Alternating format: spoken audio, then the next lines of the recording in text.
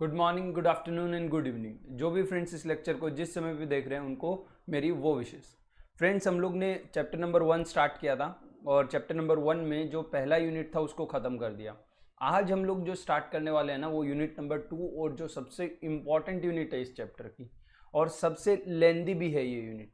इसके बाद जो यूनिट आएंगे ना, कोई 20 मिनट लेगा, कोई 45 मिनट लेगा, सब छोटे छोटे यूनिट्स हैं, लेकिन ये यूनिट बहुत टाइम कंज्यूमिंग है और ये यूनिट से एग्जाम में बहुत सारा आता है। पिछला जब मैं यूनिट पढ़ा रहा था तो उसमें मैं एक ही चीज़ बोल रहा था कि यहाँ से बहुत कम देखा जाता है कि एग्जाम में आता है, लेकिन ये यूनिट जो है ना यहाँ से बहुत कुछ एग्जाम में आता है, क्योंकि इसमें आते हैं आपके अकाउंटिंग कॉन्सेप्ट्स जो हमने क्लास 11th में थोड़े बहुत पढ़े भी थे। तो देखो इस चैप्टर का इस यूनिट का नाम है अकाउंटिंग कॉन्सेप्ट्स, अकाउंटिंग प्रिंसिपल्स या फिर अकाउंटिंग कन्वेंशंस। तो एक्चुअली ये 3 नाम है, accounting concept, accounting principle and accounting convention. But जो आपकी सीए इंस्टीट्यूट की बुक है ना, वो बुक में इन तीनों नामों का अलग अलग डेफिनेशन नहीं दिया है। इनको बोला कि ये आप इनको एक ही मान लो। क्या कर लो? एक ही मान लो। यानी इनको सीए इंस्टीट्यूट की बुक में इंटरचेंजेबली यूज किया गया है। क्या किया गया है? Interchangeably use. तो मैंने यहाँ पे नोट भी डाला आपके लिए कि क्या लिखा है here, accounting principles concepts, accounting concepts, principles and conventions are used interchangeably in the books, ICI books, despite they are slightly different. यानी इन कन्वेंशंस थोड़े अलग होते हैं, प्रिंसिपल्स थोड़े अलग होते हैं और कॉन्सेप्ट्स थोड़े अलग होते हैं, लेकिन यहाँ पे बुक में उनमें कोई डिफ्रेंशिएशन नहीं किया गया है। सी इंस्टीट्यूट बोलता है कि हम तो इन सबको क्या करेंगे? एक ही मानेंगे। तो हम भी क्या करेंगे? इसको एक ही मानेंगे। तो बेसिकली अकाउंटिंग प्रिंसिपल या फिर अकाउंटिंग कन्वेंशंस क्या होते हैं? तो देखो, अपने लेट सपोज कि अपने इंसान की जिंदगी जो होती है ना, उसके अंदर कोई ना कोई प्रिंसिपल्स रहते हैं, यानी कुछ ना कुछ आदर्श रहते हैं। जैसे कि नेवर लाई, कहना इसे ये एक प्रिंसिपल है कि कभी भी झूठ नहीं बोलना है। ठीक है, कभी भी हमको कोई भी लेट सपोज कि कोई किलिंग या फिर किसी को मारा पीटी नहीं करनी है। तो कहना इसे नेवर इंडल्ज इन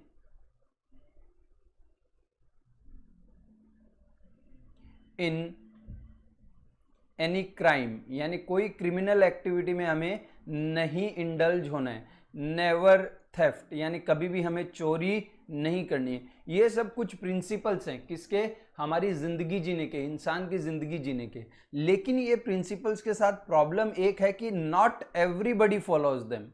कहना इसे हम बोलते हैं कि भाई झूठ मत बोलो, लेकिन फिर भी लोग तो झूठ बोलते ही हैं कि नहीं बोलते? ये सुनो, अपन बोलते हैं कि भाई क्राइम मत करो, लेकिन इस दुनिया में कितने सारे लोग हैं जो पूरा टाइम क्राइम ही करते हैं। तो कहना ही से इन प्रिंसिपल्स को अब गवर्नमेंट ने, अब हम लोग ने एज ए सोसाइटी मिलकर डिसाइड किया कि भाई हम झूठ नहीं बोलेंगे, कोई क्राइम नहीं करेंगे, कोई चोरी नहीं करेंगे, लेकिन लोग नहीं मानते अब इनको। तो इनको मनवाने के लिए हमारी गवर्नमेंट ने क्या किया? हमारी गवर्नमेंट ने लॉ पास कर दिया।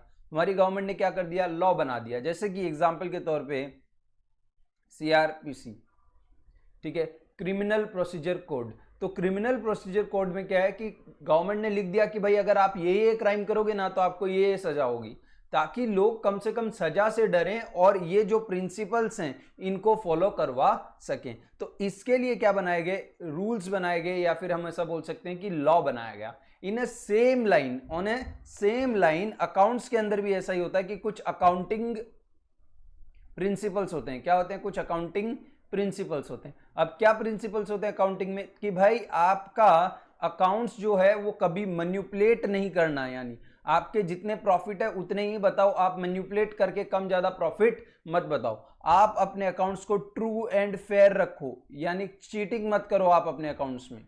समझ में आता है कि नहीं आता? यानी आप अपने अकाउंट्स को जैसे हैं वैसे दिखाओ। लेकिन एक बात बताओ मुझे, जैसे इंसान कोई भी प्रिंसिपल नहीं मानता है, वैसे भी अकाउंटेंट कभी ये सारे प्रिंसिपल्स मानेगा क्या? No. Many a times it will happen कि वो क्या करेगा? फ्रॉड करने की कोशिश करेगा, वो अकाउंट्स को मैनिपुलेट करने की कोशिश करेगा। यानी जो प्रॉफिट ज्यादा है तो उसे कम दिखाएगा, कम है तो उसे ज्यादा दिखाएगा। तो इसको फॉलो करवाने के लिए ICAI, institute of chartered accountants of India ने क्या किया? Institute of chartered accountants of India ने रूल्स बना दिए और उन रूल्स का नाम रखा AS। क्या नाम रखा? AS। AS का मतलब क्या है? Accounting standards. क्या नाम है? Accounting standards. और दूसरे रूल्स हैं जिनका नाम है IND AS। क्या नाम है इनका? IND AS। IND AS का मतलब इंडियन अकाउंटिंग स्टैंडर्ड्स। दोनों में फर्क है, दोनों डिफरेंट है। एएस अलग हैं और इंड एएस अलग हैं। दोनों क्या होते हैं आगे के चैप्टर्स में डिस्कस करेंगे थोड़ा सा, बट फिलहाल के लिए इतना समझते हैं कि एक एएस है और दूसरे क्या है, इंड एएस। ये जो एएस है ना, ये इंड एएस, इन सब के ऊपर हम लोग बात करेंगे कब, तो जब हम सीए इंटर में आ जाएंगे तब हम लोग एएस के ऊपर डिस्कस करेंगे। किसको डिस्कस करेंगे, एएस को। और जब हम सीए फाइनल के अंदर आ जाएंगे तो सीए फाइनल के अंदर हम लोग किसको डिस्कस करेंगे, इंड एएस को डिस्कस करेंगे। इनफैक्ट मैं यहां तक बोलूंगा कि सीए इंटर का सिलेबस, मैक्सिमम सिलेबस सिर्फ और सिर्फ आपको यही पढ़ाएगा कि इंड एएस क्या होते हैं। अलग अलग इंड एएस होते हैं, Ind AS 1, Ind AS 2, sorry as 1, as 2, as 3, as 4, ऐसे नंबर वाइज अकाउंटिंग स्टैंडर्ड बना रखे हैं। तो वो अकाउंटिंग स्टैंडर्ड्स को हम लोग वहां पे सीए इंटर में स्टडी करेंगे और इंड एएस हम लोग सीए फाइनल के अंदर स्टडी करेंगे। ये जो एएस है ना, ये आपके अकाउंट्स के पेपर, 2 अकाउंट्स के पेपर होते हैं, यानी 200 मार्क्स का अकाउंट्स आता है सीए इंटर के अंदर। 2 पेपर आते हैं अकाउंट्स के, ठीक है, एक पेपर नंबर 1 एंड एक पेपर नंबर 5 में अकाउंट्स ही है। एक को अकाउंट्स बोलते हैं, एक को एडवांस अकाउंट्स बोलते हैं। तो वहां पे आप मान लो कि हर पेपर में नहीं करके 25 मार्क्स का क्या आ जाता है आपको, अकाउंटिंग स्टैंडर्ड्स आता है। यानी 200 मार्क में से लगभग 50 से 60 मार्क्स का आपको क्या आ जाता है, वहां पे अकाउंटिंग स्टैंडर्ड आ जाता है। तो ये रूल्स बहुत इंपॉर्टेंट है, इसके लिए इनको हम बाद में पढ़ेंगे। लेकिन कहने से सबसे पहले ये चीज तो पढ़ें कि ये रूल्स बनाए तो ठीक है, लेकिन क्या चीज फॉलो करने के लिए बनाए, कौन से प्रिंसिपल्स हैं जिनको फॉलो करने के लिए रूल बनाए गए हैं। तो ये जो प्रिंसिपल्स है ना, ये प्रिंसिपल्स को हम लोग कहां पढ़ेंगे, इन प्रिंसिपल्स को अब पढ़ेंगे हम लोग, यानी सीए फाउंडेशन के अंदर इनको हम पढ़ेंगे।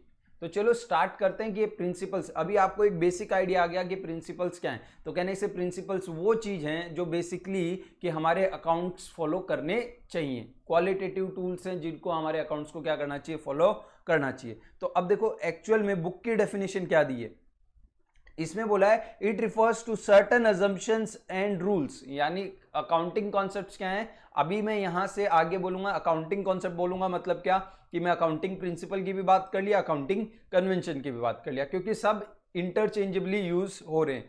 ये सुनो, अब it refers to certain assumption and rules which are commonly agreed, यानी कुछ ऐसे रूल्स हैं जिनको हम सब कॉमनली अग्री कर लिए हैं, ठीक है। और ये रूल्स किस चीज में काम आएंगे, तो ये रूल्स को हम काम लेंगे जब हम अकाउंट्स प्रिपेयर करेंगे, यानी preparation of financial statement, for the preparation of financial statement for in order to ensure uniformity in the financial statement. यानी टाटा जब अपना पीएनएल बनाए और रिलायंस जब अपना पीएनएल बनाए तो उन दोनों में डिफरेंस नहीं होना चाहिए, अमाउंट का डिफरेंस होगा लेकिन बाकी उनका बनाने के तरीके में उनका डिफरेंस नहीं होना चाहिए, ये यूनिफॉर्म रहने चाहिए। इसके लिए क्या किया, जितने भी दुनिया भर के अकाउंटेंट्स हैं उन सब ने एग्री किया कुछ कॉन्सेप्ट्स को, और उन कॉन्सेप्ट कुछ रूल्स को, और उन रूल्स को हम लोग क्या बोलते हैं यहाँ पे, अकाउंटिंग कॉन्सेप्ट बोलते हैं। क्या बोलते हैं यहाँ पे, अकाउंटिंग कॉन्सेप्ट बोलते हैं। तो देखो मैंने एक्चुअली अकाउंटिंग कॉन्सेप्ट में कोई डिवीजन नहीं है ऐसा, बट मैंने इन अकाउंटिंग कॉन्सेप्ट को 2 पार्ट में डिवाइड कर दिया। सबसे पहले देखो कौन कौन से अकाउंटिंग कॉन्सेप्ट है हमारे पास। तो सबसे पहला हमारे पास एंटिटी कॉन्सेप्ट है, फिर मनी मेजरमेंट कॉन्सेप्ट है, फिर पीरियोडिसिटी कॉन्सेप्ट है, मैचिंग कॉन्सेप्ट है, कॉस्ट कॉन्सेप्ट है, उसके बाद रियलाइजेशन कॉन्सेप्ट है, ड्यूअल एस्पेक्ट कॉन्सेप्ट है, कंजर्वेटिज्म कॉन्सेप्ट है, उसके बाद मटेरियलिटी है, कंसिस्टेंसी है, अक्रूवल है, एंड गोइंग कंसर्न है। तो ये बहुत सारे अलग अलग हमारे पास क्या है, अकाउंटिंग कॉन्सेप्ट्स हैं। क्या है हमारे पास, अलग अलग अकाउंटिंग कॉन्सेप्ट्स हैं। अब इन अकाउंटिंग कॉन्सेप्ट्स को मैं 2 पार्ट में डिवाइड कर देता हूं। एक को बोलता हूं मैं फंडामेंटल अकाउंटिंग अजम्पशंस, क्या बोलता हूं, फंडामेंटल अकाउंटिंग अजम्पशंस, और बाकी रेस्ट को बोलता हूं अदर कॉन्सेप्ट्स। क्या बोलता हूं, अदर कॉन्सेप्ट। अब इसका ऐसा डिवीजन क्यों किया है, ये एक बार हम लोग सारे कॉन्सेप्ट पढ़ लेते हैं उसके बाद देखते हैं। लेकिन सबसे पहले हम लोग को 1 बाय 1 एक एक कॉन्सेप्ट को पहले डिस्कस करना पड़ेगा। और ये कॉन्सेप्ट आपको डिस्कस करने का मेरा मतलब ये रहेगा कि आपको इसका कॉन्सेप्ट समझ में आना चाहिए कि ये बोल क्या रहा है ये कॉन्सेप्ट, ठीक है। तो जब तक आपको वो चीज नहीं समझ में आती है तब तक आप आगे मत बढ़ना, क्योंकि अकाउंट्स जो पूरा खड़ा है ना इस कॉन्सेप्ट के ऊपर ही खड़ा है। जब भी मैं खुद मेरा सीए इंटर जब भी मैं पढ़ता हूं उसके अंदर जब भी मैं पढ़ता था, और तभी भी मुझे अकाउंट्स में कभी भी ऐसा क्वेश्चन आता था ना कि यार ये सम के अंदर मैंने ऐसा क्यों किया, यानी ऐसा ट्रीटमेंट क्यों किया, ये जर्नल एंट्री क्यों पास की, ये जर्नल एंट्री क्यों नहीं पास की, तो उसका आंसर मुझे इन्हीं कॉन्सेप्ट्स के अंदर मिलता था। मुझे ऐसा मालूम पड़ता था कि अच्छा उस कॉन्सेप्ट में ऐसा लिखा था, इसके लिए ऐसी जर्नल एंट्री पास की गई है। तो ये बेसिक रूल्स हैं। अगर आपको रूल्स ही नहीं आते हैं गेम के, आप भी समझो कि आपको क्रिकेट में रूल ही नहीं आता है, तो आप क्रिकेट खेल कैसे सकते हो। तो वैसे ही अकाउंट्स के आपको रूल्स ही नहीं मालूम, तो आप अकाउंट्स की जर्नल एंट्री, लेजर अकाउंट, या फिर आप trial balance, PNL, balance sheet, ये सब कैसे बनाओगे। तो इसके लिए हमें बेसिकली रूल्स को समझना बहुत इंपॉर्टेंट है, रट्टा नहीं मारना है, समझना है उनको। तो चलो स्टार्ट करते हैं। सबसे पहला कॉन्सेप्ट, जो सबसे पहला कॉन्सेप्ट है वो कॉन्सेप्ट है एंटिटी कॉन्सेप्ट। अब एंटिटी कॉन्सेप्ट हमें क्या बोलता है, तो देखो एंटिटी कॉन्सेप्ट हमें ये बोलता है कि जो बिजनेस है, एंटिटी कॉन्सेप्ट हमें क्या बोलता है, एंटिटी कॉन्सेप्ट हमें ये बोलता है कि the business and its owner both are separate entity. Both are क्या है, सेपरेट एंटिटी, यानी दोनों अलग अलग चीज हैं, आप दोनों को मिक्स मत करो। एग्जाम्पल के तौर पे इस कॉन्सेप्ट का क्या प्रभाव आता है वो देखो। लेट सपोज मैं एक दिन कोचिंग क्लासेस में बैठा था और मैं कोचिंग पढ़ाया।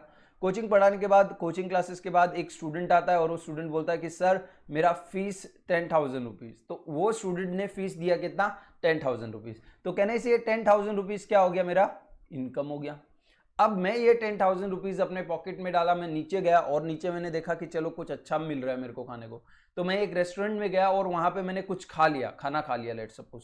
तो मैंने 1,000 रुपए का इसमें से क्या कर लिया, एक्सपेंस कर दिया। 1,000 रुपए का क्या कर दिया मैंने, इसमें से एक्सपेंस कर दिया। तो बताओ मेरा प्रॉफिट कितना हुआ। कहने से 10,000 रुपए मेरी इनकम है और 1,000 रुपए मेरा क्या है, एक्सपेंस। तो मेरा प्रॉफिट कितना हुआ, 9,000। कितने लोगों को ये ट्रीटमेंट जो मैंने किया वो सही लगता है, तो जितने लोगों को ऐसा लगता है कि 9,000 रुपया मेरा प्रॉफिट है, वो सब क्या है, गलत है। क्यों, क्योंकि आपका एंटिटी कॉन्सेप्ट ये बोलता है कि the business and the owner, the business and its owner are two separate entity. और जब दोनों ही अलग अलग हैं तो दोनों के जो ट्रांजैक्शंस हैं, दोनों के जो ट्रांजैक्शंस हैं वो भी सेपरेटली अलग अलग रिकॉर्ड होने चाहिए, दोनों को आप मिक्स मत करो। और हमने यहां पे वही किया है। ये देखो ये इनकम जो है, ये इनकम जो है, ये इनकम किसकी है, तो कहने से ये इनकम जो है, ये इनकम मेरी कोचिंग क्लासेस की है, यानी मेरे बिजनेस की है। लेकिन ये जो रेस्टोरेंट में मैंने खाना खाया है, ये एक्सपेंस किसका है, तो कहने से ये एक्सपेंस मेरा पर्सनल एक्सपेंस है, यानी ओनर का पर्सनल एक्सपेंस है। तो कहने से this is a owners expense, और मैंने दोनों को ही क्या कर दिया, मिक्स कर दिया, और जो कि गलत है। एक्चुअल में अगर मेरे को बिजनेस का प्रॉफिट निकालना है तो मैं ऐसा बोलूंगा, देखो बिजनेस की फीस से इनकम कितनी हुई है, बिजनेस की फीस से इनकम 10,000 हुई है, और आज के दिन लेट सपोज कि कोई एक्सपेंस नहीं हुआ है, तो कहने से लेट्स माइनस एक्सपेंस, और एक्सपेंस 0 है, यस और नो। तो बिजनेस का प्रॉफिट कितना है, बिजनेस का प्रॉफिट 10,000 है। वो 10,000 रुपए बिजनेस ने कमाए हैं। समझ में आता है कि नहीं आता है। तो ये कॉन्सेप्ट यही एक चीज हमें बोलता है कि जो ओनर है और जो बिजनेस है, दोनों क्या हैं, सेपरेट एंटिटी हैं, दोनों क्या हैं, सेपरेट हैं। तो इसलिए दोनों को आप क्या रखो, अलग अलग रखो। Both business and owner are two separate entity and both shall be transactions of both shall be recorded in a separate books of accounts, यानी दोनों को अलग अलग बुक्स ऑफ अकाउंट्स में रिकॉर्ड करो। इस कॉन्सेप्ट की वजह से एक और चीज जो प्ले में आती है वो ये आती है कि देखो, जब हमने अभी क्या बोला कि बिजनेस ओनर दोनों अलग अलग है, तो भाई जब बिजनेस अलग अलग है और ओनर अलग अलग है, तो ओनर जब बिजनेस स्टार्ट होता है तो वो पैसे क्यों दे रहा है, बिजनेस तो अलग है ना, और ओनर अलग है, तो ओनर पैसे क्यों दे रहा है। तो हम वहां पे क्या बोलते हैं, ये कॉन्सेप्ट ये बोलता है कि जो पैसा ओनर प्रोवाइड करता है, money provided by the owner to the business is known as capital, उसे हम क्या बोलते हैं, उसे कैपिटल बोलते हैं। तो this amount of capital, the money provided by the owner to the business is a capital and this capital is a liability for the business। ये कैपिटल क्या है, एक तरह से लाइबिलिटी है, किसके लिए, बिजनेस के लिए। This capital is a liability for the business, यानी owner and business are two separate entity. Owner और बिजनेस दोनों क्या हैं, दोनों अलग अलग दो सेपरेट एंटिटी हैं, और दोनों जो अमाउंट ओनर प्रोवाइड कर रहा है किसको, बिजनेस को, जो अमाउंट ओनर प्रोवाइड कर रहा है किसको, बिजनेस को, वो एक तरह से बिजनेस के लिए लाइबिलिटी है, जो बिजनेस को कभी ना कभी फ्यूचर में क्या करना पड़ेगा, रीपे करना पड़ेगा along with profit and loss, यानी प्रॉफिट और लॉस के साथ साथ वो कैपिटल उसे क्या करना पड़ेगा, रिटर्न करना पड़ेगा। समझ में आता है कि नहीं आता है? और इसी की वजह से जब आप बैलेंस शीट बनाते हो तो कहना है इसे एक हमारी असेट साइड है और दूसरी हमारी कौन सी साइड है, लाइबिलिटी साइड है। तो जो लाइबिलिटी साइड है उस साइड में कैपिटल को लिखता हूं, क्यों? क्योंकि it is actually a liability for the business which business has to repay someday in a future to the owner. बस ये दो चीज ये कॉन्सेप्ट बोलता है कि owner and business are two separate entity, इसलिए दोनों के ट्रांजैक्शन हमें क्या करने हैं, अलग अलग रिकॉर्ड करने हैं। और दूसरा, the amount provided by the owner to the business to start the business is a liability for the business which business has to repay someday in future. बस यही चीज कौन बोलता है, यही चीज बोलता है एंटिटी कॉन्सेप्ट। तो देखो क्या लिखा है, entity concept states that the owner of and the business are two separate entities, यानी दोनों क्या हैं, अलग अलग हैं।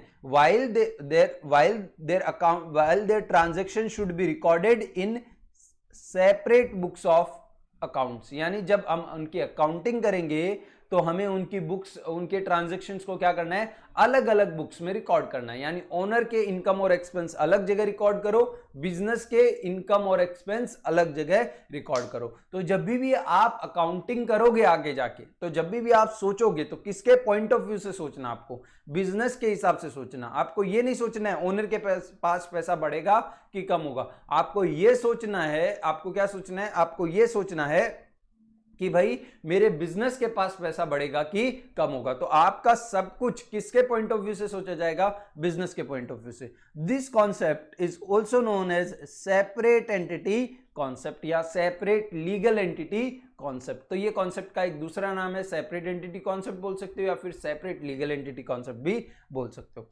Due to this concept the money invested by the owner, यानी इसी कॉन्सेप्ट की वजह से the money invested by the owner in the business is a liability for the business, यानी जो पैसा ओनर बिजनेस में इन्वेस्ट करता है वो बिजनेस के लिए क्या होती है, लाइबिलिटी होती है, which has to be repaid someday in future, यानी किसी ना किसी दिन फ्यूचर में उसको वो क्या करना पड़ेगा, रीपे करना पड़ेगा, along with the profit and loss as a return। उसके साथ उसके ऊपर क्या देना पड़ेगा, उसे प्रॉफिट हुआ तो प्रॉफिट भी दे दो और लॉस हुआ तो लॉस दे दो।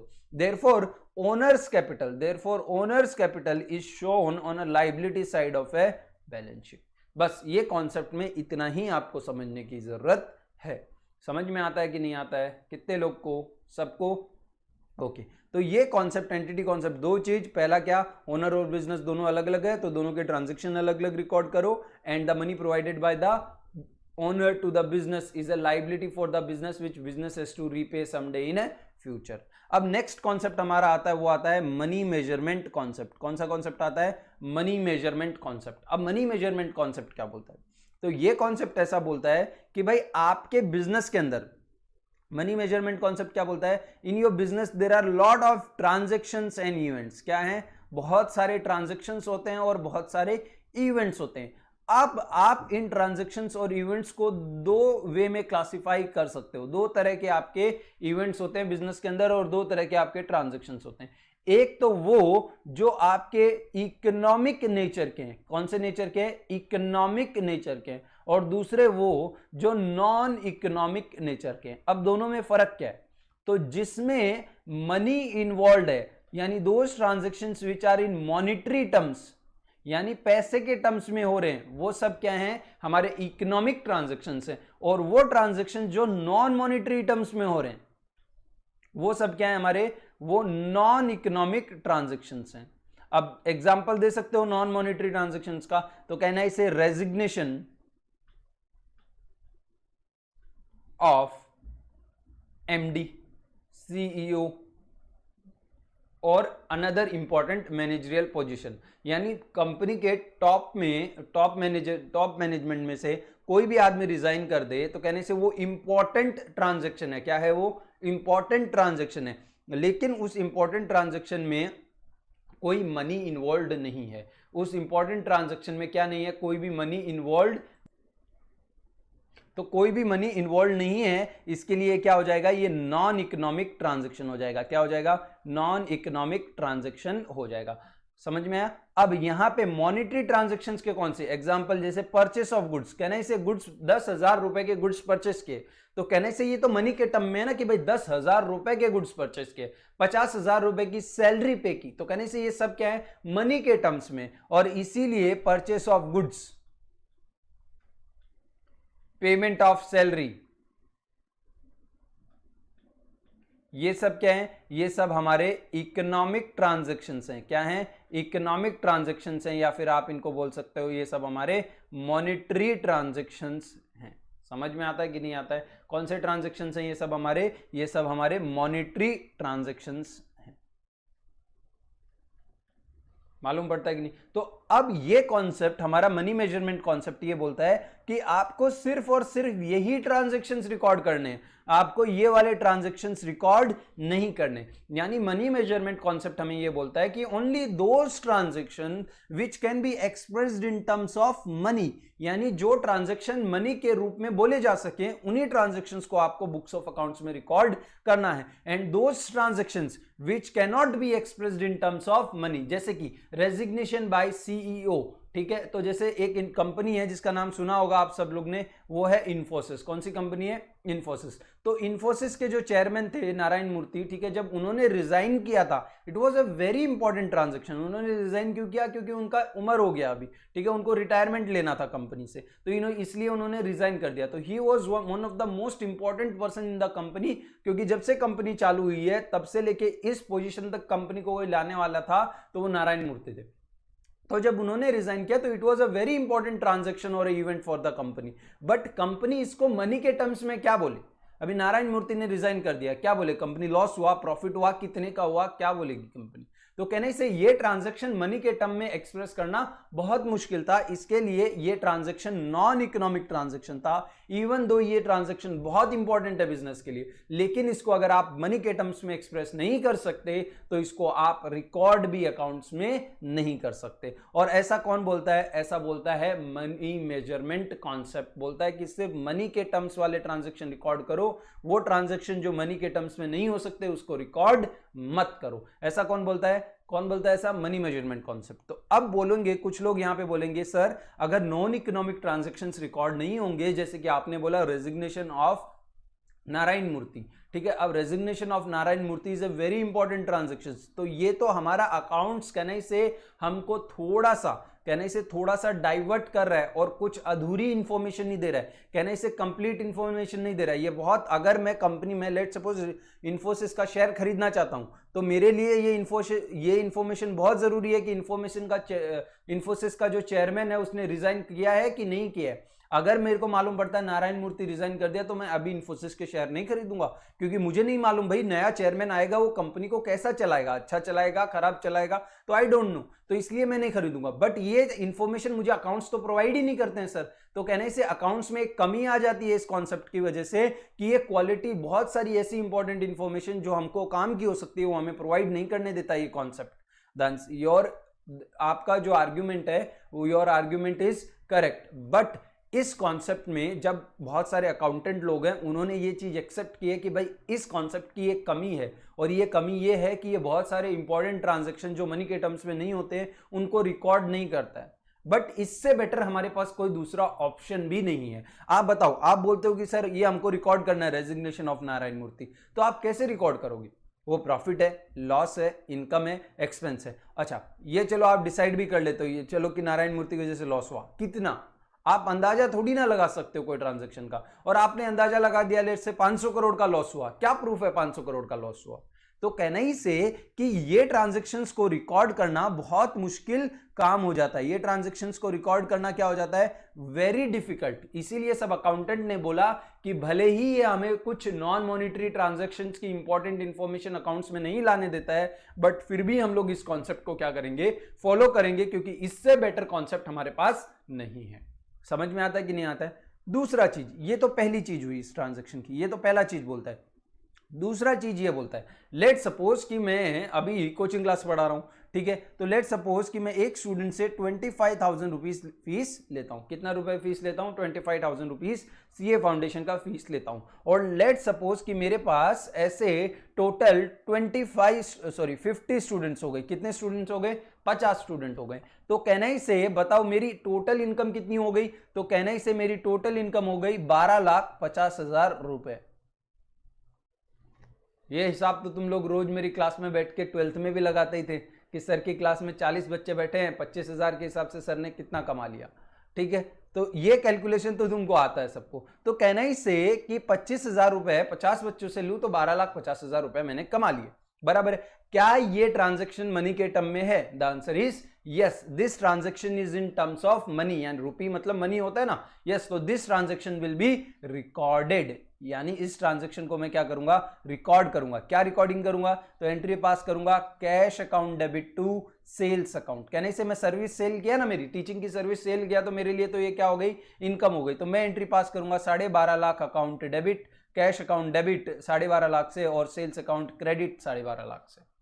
अब लेट सपोज कि मैं लेक्चर पढ़ा रहा था और मैंने ये लेक्चर यूट्यूब पे डाले, और एक दिन अचानक से मुझे कोई 10 बच्चों का मुझे मैसेज आता है। ये कहां से आता है? तो ये मैसेज मुझे दुबई से आता है। हमारे सीए इंस्टीट्यूट का ऑफिस दुबई में भी है, तो दुबई से भी लोग है ना सीए करते हैं। तो अब दुबई से मुझे मैसेज आता है, और दुबई से जो बच्चे होते हैं वो बोलते हैं कि सर हमको आपसे अकाउंट्स पढ़ना है, हमें आपका अकाउंट समझ में आ रहा है। मैं बोला ठीक है आप पढ़ लो, ठीक है, तो मैं आपको सब लेक्चर्स प्रोवाइड कर देता हूं, आप मुझे मेरा फीस पे कर दो। तो उन्होंने पूछा सर आपका फीस कितना है? तो मैंने उनको बोला कि भाई मेरा फीस आप सब लोग के लिए लेट सपोज कि $1,000 है। कितना डॉलर है? 1,000, क्योंकि वो तो बेसिकली दुबई के अंदर है ना। तो जब कोई आदमी बाहर की कंट्री में है तो मुझे उसको फीस भी किस में कोट करना पड़ेगा? बाहर की करेंसी में कोट करना पड़ेगा। तो लेट सपोज मैं डॉलर में कोट कर रहा हूं, और उसे मैं बोलता हूं कि भाई अगर आपको मुझसे पढ़ना है तो आपको मुझे $1,000 देना पड़ेगा। और कहने से ऐसे कितने स्टूडेंट है मेरे पास? टोटल 10 स्टूडेंट्स हैं। तो टोटल मैंने कितना रुपए कमाया इनसे मैंने कमाया $10,000। कितना रुपए कमाया? $10,000। अब इस ट्रांजैक्शन को बताओ, ये ट्रांजैक्शन मेरे बुक्स ऑफ अकाउंट्स में रिकॉर्ड होगा कि नहीं होगा?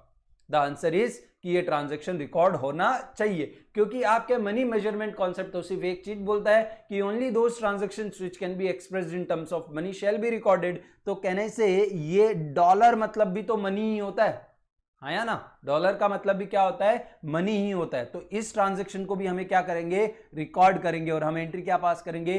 Cash account debit.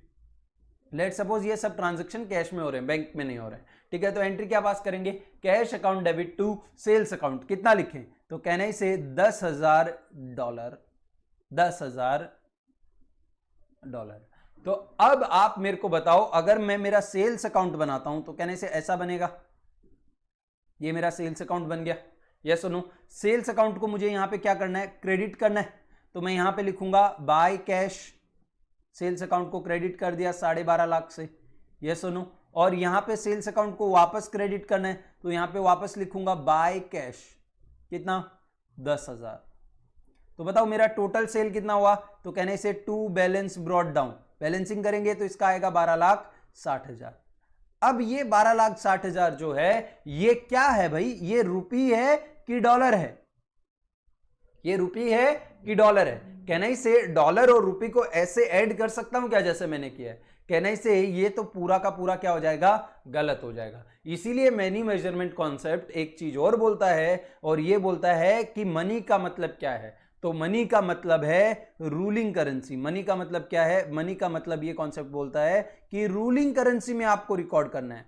Ruling currency मतलब जिस कंट्री में आपका बिजनेस लोकेटेड है उस कंट्री की करेंसी में आपको रिकॉर्ड करना है। तो मेरा बिजनेस कहां लोकेटेड है भाई? मेरा बिजनेस इंडिया में लोकेटेड है, और इंडिया की करेंसी क्या है? इंडिया की करेंसी है INR, यानी इंडियन रूपी। तो मुझे सबसे पहले क्या करना पड़ेगा इस केस के अंदर?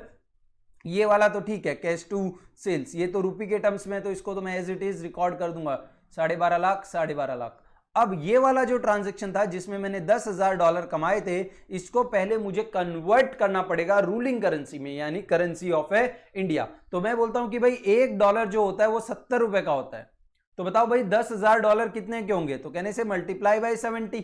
तो कहने से यहाँ पे आएगा 7 लाख रुपए। यानी जो दुबई से जो स्टूडेंट मेरे पास पढ़ रहे हैं उनकी जो फीस आई है उसको पहले मुझे किस में कन्वर्ट करना पड़ेगा, रूलिंग करेंसी में कन्वर्ट करना पड़ेगा, यानी currency of a country in which the business is located. और अब मुझे एंट्री पास करनी पड़ेगी cash account debit to sales account, और कहने से अब ये भी रुपीस के टर्म्स में है और 12.5 लाख रुपए भी रुपीस के टर्म्स में है। तो अब दोनों को ऐड करके मैं बोल सकता हूं कि मेरी इनकम कितनी हो गई, 19.5 लाख रुपए हो गई। समझ में आता है कि नहीं आता है? तो कहने से दो चीज बोलता है ये कि पहले तो सिर्फ इकोनॉमिक ट्रांजैक्शंस यानी वो ट्रांजैक्शन जो मनी के टर्म में है उनको एक्सप्रेस करना है, और दूसरी चीज ये बोलता है कि only all those transactions which are not in terms of ruling currency has to be first converted into ruling currency and then they shall be recorded। आओ देखते हैं क्या बोलता है concept. As per this concept, only those transactions which are expressed in terms of monetary, which can be expressed in terms of money, यानी expressed in monetary terms shall be recorded in the books of accounts। यानी वही transaction जो money के terms में उन्हें हम record कर सकते हैं। Transactions which cannot be measured in terms of money shall not be recorded in the books of accounts even if those transactions or event are significantly important for the business। यानी business में वो event चाहे कितना ही important क्यों ना हो, लेकिन अगर उसको हम मनी के टर्म में नहीं एक्सप्रेस कर सकते तो हम उसे रिकॉर्ड नहीं करेंगे। जैसे कि hiring of a manager is a non monetary transaction, यानी हमने मैनेजर को रखा, ये नॉन मॉनिटरी ट्रांजैक्शन है, बट इसको हम रिकॉर्ड नहीं करेंगे, will not be recorded. But अगर उसी मैनेजर को अगर मैं सैलरी पे करता हूं तो payment of salary to the manager is a monetary transaction. यानी कहने से पेमेंट ऑफ सैलरी 10,000 पे किया, 20,000, 50,000, लाख, तो कितना रुपए पे किया, तो कहने से पेमेंट, ये तो कहने से मॉनिटरी टर्म्स है, तो इसके लिए इस ट्रांजैक्शन को मैं therefore it will be recorded. Further the transaction shell be recorded in terms of ruling currency, यानी ट्रांजैक्शंस को आप रिकॉर्ड कोई दूसरी करेंसी में नहीं करोगे, आप किस करेंसी में करोगे, जिस करेंसी में आपका बिजनेस, जिस कंट्री में आपका बिजनेस सिचुएटेड है उस कंट्री की करेंसी को रूलिंग करेंसी बोलते हैं और उसी में आपको रिकॉर्ड करना है। देखो क्या लिखा है यहाँ पे, फी received from A US student $500 shall be first converted into Indian rupees, यानी $500 और $1 का है तो कितना हो गया 35,000 का, and then this 35,000 sale shall be recorded. अब इसका एक ड्रॉबैक है इस कॉन्सेप्ट का, वो क्या है कि मैनी मटीरियल ट्रांजैक्शंस, मटीरियल मतलब क्या, इंपॉर्टेंट, मटीरियल वर्ड का मतलब क्या है, इंपॉर्टेंट, मैनी इंपॉर्टेंट ट्रांजैक्शंस और events are not recorded in the books of account just because they can not be expressed in terms of money. यानी बहुत सारे इंपॉर्टेंट ट्रांजैक्शंस होते हैं जो बुक्स ऑफ अकाउंट्स में रिकॉर्ड नहीं हो पाते हैं क्योंकि वो मनी के टर्म में नहीं है, मॉनेटरी टर्म्स में नहीं है। Therefore it is recognised by all the accountants, यानी ये सब अकाउंटेंट्स मानते हैं कि this concept has its own limitations and inadequacies, यानी इस कॉन्सेप्ट में बहुत कमियां हैं, yet it is used for the accounting purpose, लेकिन फिर भी हम इसको अकाउंटिंग पर्पस के लिए यूज करते हैं क्योंकि it is not possible to adopt a better measurement scale than this, यानी इससे अच्छा हमारे पास फिलहाल कोई दूसरा स्केल बिजनेस ट्रांजैक्शंस को रिकॉर्ड करने का नहीं है। समझ में आता है कि नहीं आता है? पक्का? तो कहने से मनी मेजरमेंट कॉन्सेप्ट दो ही चीज बोलता है। पहला चीज क्या बोलता था, पहला ये बोलता था कि only those transaction which can be expressed in terms of money shell be recorded, and this transaction further more shell be recorded in the ruling currency, that is a currency of a country in which the business is located. Yes और no? अब next concept जो है हमारा वो है periodicity concept. कौन सा concept है? Periodicity concept. अब पीरियोडिसिटी कॉन्सेप्ट क्या बोलता है, देखो तो पीरियोडिसिटी कॉन्सेप्ट बोलता है कि the life of a business is indefinite. तो लेट सपोज टाटा की बात करूं तो मेरे हिसाब से टाटा 1904 में चालू हुआ था, मुझे एग्जैक्टली नहीं मालूम है, बट लेट सपोज कि 1904 में चालू हुआ। आज कौन सा साल चल रहा है? कहने से आज 2020 चल रहा है, और टाटा कब तक चलेगा हमको नहीं मालूम, बट लेट सपोज कि भाई टाटा का जो बिजनेस है वो 2020 में बंद हो रहा है। कोई भी टाटा की कंपनी ले लो, लेट सपोज कि वो 2020 में बंद हो रही है, सपोज, ठीक है। अब 2020 में अगर वो कंपनी बंद हो रही है तो कहने से कि कितना साल हो गया, तो कहने से लगभग रफली बात करूं तो 116 ईयर्स हो गया। तो क्या टाटा को अपना बिजनेस खत्म होने का इंतजार करना चाहिए क्या, कि भाई जब मेरा बिजनेस एंड होगा तब मैं क्या करूंगा, मेरे अकाउंट्स बनाऊंगा और तब मैं देखूंगा कि मुझे टोटल कितना प्रॉफिट हुआ और कितना लॉस हुआ। समझ रहे हो कि नहीं समझ रहे हो? क्या मैं बिजनेस के एंड होने की, बिजनेस की लाइफ का एंड होने का इंतजार करूं ताकि जब उसकी लाइफ एंड हो तो eight the end of its life मैं उसके अकाउंट्स बना सकूं और उसका प्रॉफिट और लॉस कैलकुलेट कर सकूं। तो पीरियोडिसिटी कॉन्सेप्ट ये बोलता है कि the life of a business is indefinite. Indefinite मतलब हमें नहीं मालूम कि बिजनेस की लाइफ कब एंड होगी। समझ में आ रहा है कि नहीं आ रहा है? डेफिनेट का मतलब हम बोल सकते हैं कि इतना तारीख को एंड होगा। इनडेफिनेट का मतलब हम नहीं बोल सकते कि अब ये कब एंड होगा, जब एंड होगा तब होगा। तो कहने से the life of a business is indefinite, और ये बहुत फीजिबल नहीं होगा कि आप उसके एंड में जाके आप उसके अकाउंट्स बनाओ और प्रॉफिट लॉस निकालो। इसके लिए पीरियोडिसिटी कॉन्सेप्ट बोलता है कि this life of a business shall be divided into smaller parts, यानी इस लाइफ को आप क्या करो, छोटे छोटे टुकड़ों में बांट दो ऐसे। और at the end of each period, यानी at the end of each part, यानी यहां पे ये पहला पार्ट खत्म होता है तो यहां पे आप पहले साल यानी इस पीरियड के क्या बना लो, इस पीरियड के आप अकाउंट्स बना लो और इसमें से आप प्रॉफिट लॉस निकाल लो।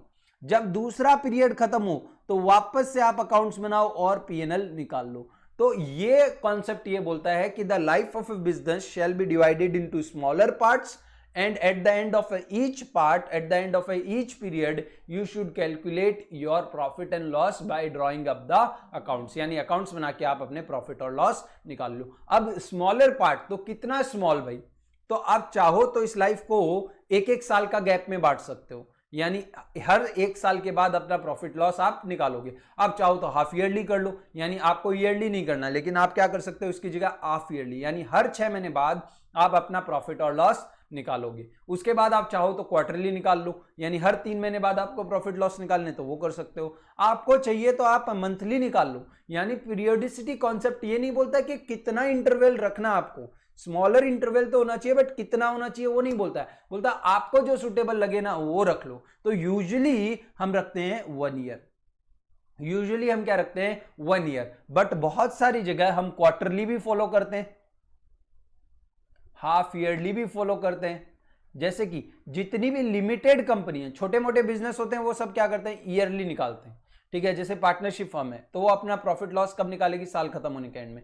लेकिन जो लिमिटेड कंपनीज हैं जैसे टाटा मोटर्स, ठीक है, Reliance industries, Mahindra and Mahindra, Kotak Mahindra bank, ठीक है, एचडीएफसी बैंक, तो ये सब क्या करते हैं, ये सब अपना जो प्रॉफिट है वो क्वार्टरली भी निकालते हैं। जितनी भी लिमिटेड कंपनी है उनको कंपलसरी है कि हर क्वार्टर के एंड में उनको अपने रिजल्ट्स, यानी उनको कितना प्रॉफिट लॉस हुआ और उनको कितना प्रॉफिट लॉस हुआ है उनको, और उनकी बैलेंस शीट की क्या पोजीशन है, उनको हर क्वार्टर के एंड में वो बताना पड़ता है।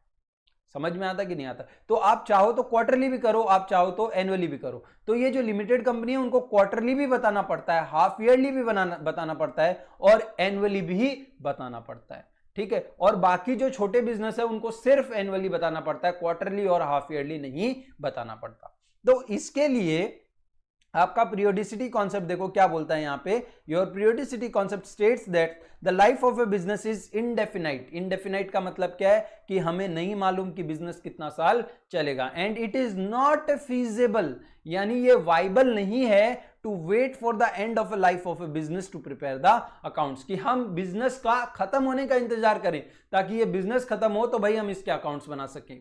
ऐसा फीजिबल नहीं है। इसके लिए for this there the indefinite life of a business shall be divided into smaller periods। यानी ये जो लाइफ है बिजनेस की, जो 116 साल का बिजनेस है, जो लाइफ है यहाँ पे टाटा के बिजनेस की, इसको आप स्मॉल पीरियड्स में डिवाइड करो। लेट सपोज एक पीरियड कितने साल का मानते हैं हम लोग, 1 साल का एक पीरियड मानते हैं, तो 116 साल की लाइफ में कितने पार्ट हो जाएंगे, 116 पार्ट हो जाएंगे, क्योंकि हर 1 साल बाद हम लोग क्या कर दे रहे हैं, उसकी लाइफ को डिवाइड कर दे रहे हैं। और बोल रहे हैं कि divided into smaller period and at the end of each period the financial performance, यानी profit and loss and sorry the financial performance and position of a business shall be measured and analyzed। Shall be measured and analysed, यानी इस profit, इस period का हम लोग क्या करेंगे, financial performance and financial position को मेजर करेंगे और उसको क्या करेंगे, एनालाइज करेंगे। This smaller period can be annually, यानी आप चाहो तो उसको ईयरली रख लो, हाफ ईयरली रख लो, क्वार्टरली रख लो और मंथली रख लो। यानी ये पीरियोडिसिटी कॉन्सेप्ट ये नहीं बोलता कि आपको मंथली ही रखना है, एनुअली ही रखना है, आपको जो सही लगता है आप वो रखो अपने हिसाब से।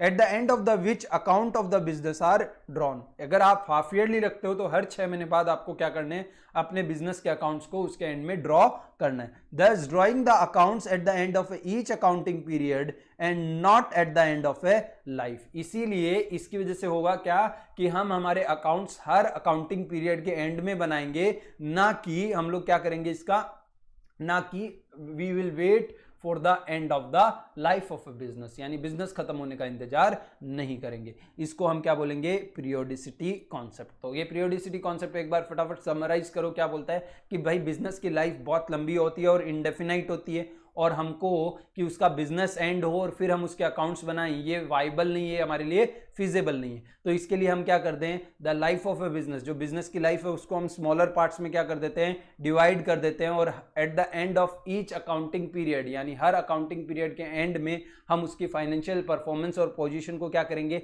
मेजर करेंगे, उसकी फाइनेंशियल परफॉर्मेंस और पोजीशन को क्या करेंगे, मेजर करेंगे। And this smaller period can be annually, yearly, half yearly, monthly, quarterly, जो रखना है रखो, और उसके एंड में आप फाइनेंशियल परफॉर्मेंस और पोजीशन को अकाउंट्स बना के देखो और उसको एनालाइज करो। ये कौन बोलता है, पीरियोडिसिटी कॉन्सेप्ट बोलता है। अब आगे बढ़ते हैं, नेक्स्ट कॉन्सेप्ट है हमारा accrual concept, one of the very most important concept in the accounts. अब देखो एक एग्जांपल लेते हैं, लेट सपोज कि मेरी कोचिंग क्लासेस चालू कब होती हैं, तो मेरी कोचिंग क्लासेस चालू होती हैं लेट सपोज 1 अप्रैल से मैं स्टूडेंट्स को पढ़ाना स्टार्ट करता हूँ, अब से 1 अप्रैल से, और मेरी आखिरी क्लास का कौन से दिन होती है, तो 31 मार्च को मैं मेरा सिलेबस खत्म करके मेरा सब कुछ खत्म कर देता हूँ। ठीक है, अब इस पीरियड को कहने से 1 साल हो जाता है, आया ना, 1 ईयर, और इस 1 ईयर की मैं फीस लेता हूँ स्टूडेंट से कितना, 25,000, कितना फीस लेता हूं, 25,000। अब लेट सपोज कि 1/4/2019 को मेरा साल चालू हुआ और 31/3/2020 को मेरा साल खत्म हुआ। अब इस पीरियड के दौरान मैं स्टूडेंट्स को पढ़ा रहा हूं और एक स्टूडेंट से कितना फीस ले रहा हूं मैं स्टूडेंट्स को बोला कि देखो भाई आपको मैं कोचिंग तो पढ़ा दूंगा लेकिन मुझे फीस कितना चाहिए इसका, 25,000। स्टूडेंट्स बोले सर दे देंगे। ठीक है, अब साल चालू हुआ, ठीक है, तो सबसे पहला फीस लेट सपोज स्टूडेंट्स ने मुझे जून में दिया, 15,000 रुपीज का फीस दिया। कब दिया, तो 1 जून 2019 को मुझे ये फीस उन स्टूडेंट्स ने पे किया, बराबर है। अब साल बीतता गया, मैं पढ़ाते गया और 31 मार्च आया, तो 31 मार्च को मैंने स्टूडेंट्स को बोला कि ये मेरा फर्स्ट इंस्टॉलमेंट था, 31 मार्च को मैंने स्टूडेंट्स को बोला कि भाई आप अपना second instalment of a fees, यानी जो बाकी बचा 10,000 रुपए है वो भर दो। तो स्टूडेंट बोलता है कि सर अभी फिलहाल पॉसिबल नहीं है क्योंकि घर वाले सब बाहर गए हुए हैं, मैं आपका 2 से 3 दिन में आपका जो भी फीस है वो पेमेंट करवा देता हूं। तो ये स्टूडेंट मुझे 10 अप्रैल 2020 को बाकी 10,000 जो बचे हुए थे, सेकंड इंस्टॉलमेंट है, वो पे करता है। समझ में आता है कि नहीं आता है? तो कहने से मेरा ईयर कब चालू हो रहा है, मेरा ईयर चालू हो रहा है 1 अप्रैल 2019 को और खत्म कब हो रहा है, 31/3/2020 को। अब मुझे पहली इंस्टॉलमेंट मिल रही है कब, 1 जून 2019 को, ठीक है, कितने की, 15,000 रुपए की। और दूसरी इंस्टॉलमेंट मुझे कब मिल रही है, यानी मुझे ये साल तो यहां पे खत्म हो गया, मुझे नेक्स्ट ईयर यानी 10 अप्रैल 2020 को मेरा क्या मिल रहा है, सेकंड इंस्टॉलमेंट मिल रहा है, कितने का, 10,000 रुपए का। समझ में आता है कि नहीं आता है?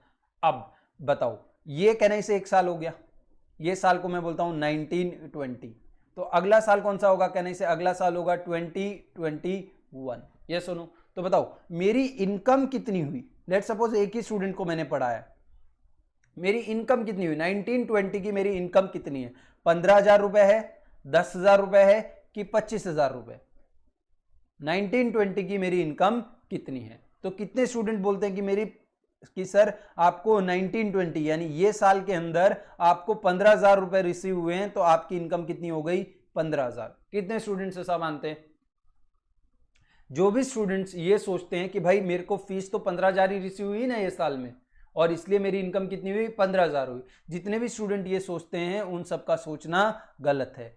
क्यों? क्योंकि हमारे पास एक कॉन्सेप्ट है, और वो कॉन्सेप्ट ये बोलता है, अक्रूवल कॉन्सेप्ट ये बोलता है कि जो इनकम होती है ना उसको आप रिकॉर्ड करो कब, उस पीरियड के अंदर, यानी उस ईयर के अंदर जिस ईयर में आपने उसको क्या किया है, अर्न किया है। यानी the income shall be recorded in the period in which they are earned and not in the year in which they are received.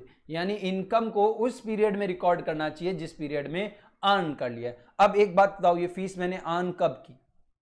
ये जो फीस है 25,000 की, ये अर्न कब की? कब बोलोगे कि मैंने अर्न की? लेट सपोज कि मैंने 1 अप्रैल को क्लास चालू किया और आपको बोला कि भाई फीस दे दो। अब लेट सपोज कि 1 जून को आपने मुझे 15,000 रुपए फीस दिया। 1 जून के बाद मैं क्लासेस लेना ही बंद कर दी। 1 जून के बाद मैंने क्या किया? क्लासेस लेने ही बंद कर दिए। तो अगर 1 जून के बाद मैं क्लासेस लेने बंद कर दिए तो क्या आप अपने 15,000 रुपए मेरे पास छोड़ दोगे? कहने से आप मुझसे रिटर्न मांगोगे वो 15,000। तो कहने से वो 15,000 पे मेरा कोई हक बनता है क्या 1 जून को अगर मैं क्लासेस बंद कर दूं तो? कहने से द आंसर इज नो, मेरा कोई हक नहीं बनता कि वो 15,000 रुपए मैं क्या करूं, अपने पास रखूं। इसलिए मैं नहीं बोल सकता कि वो 15,000 रुपए मैंने कमा लिए हैं। लेकिन लेट सपोज 31 मार्च को कहने से मैंने पूरा साल का कोचिंग खत्म कर दिया, अब मुझे आपको कुछ नहीं पढ़ाना है, ठीक है, मेरा पढ़ा के खत्म हो गया, आपके एग्जाम्स भी 31 मार्च को खत्म हो गए।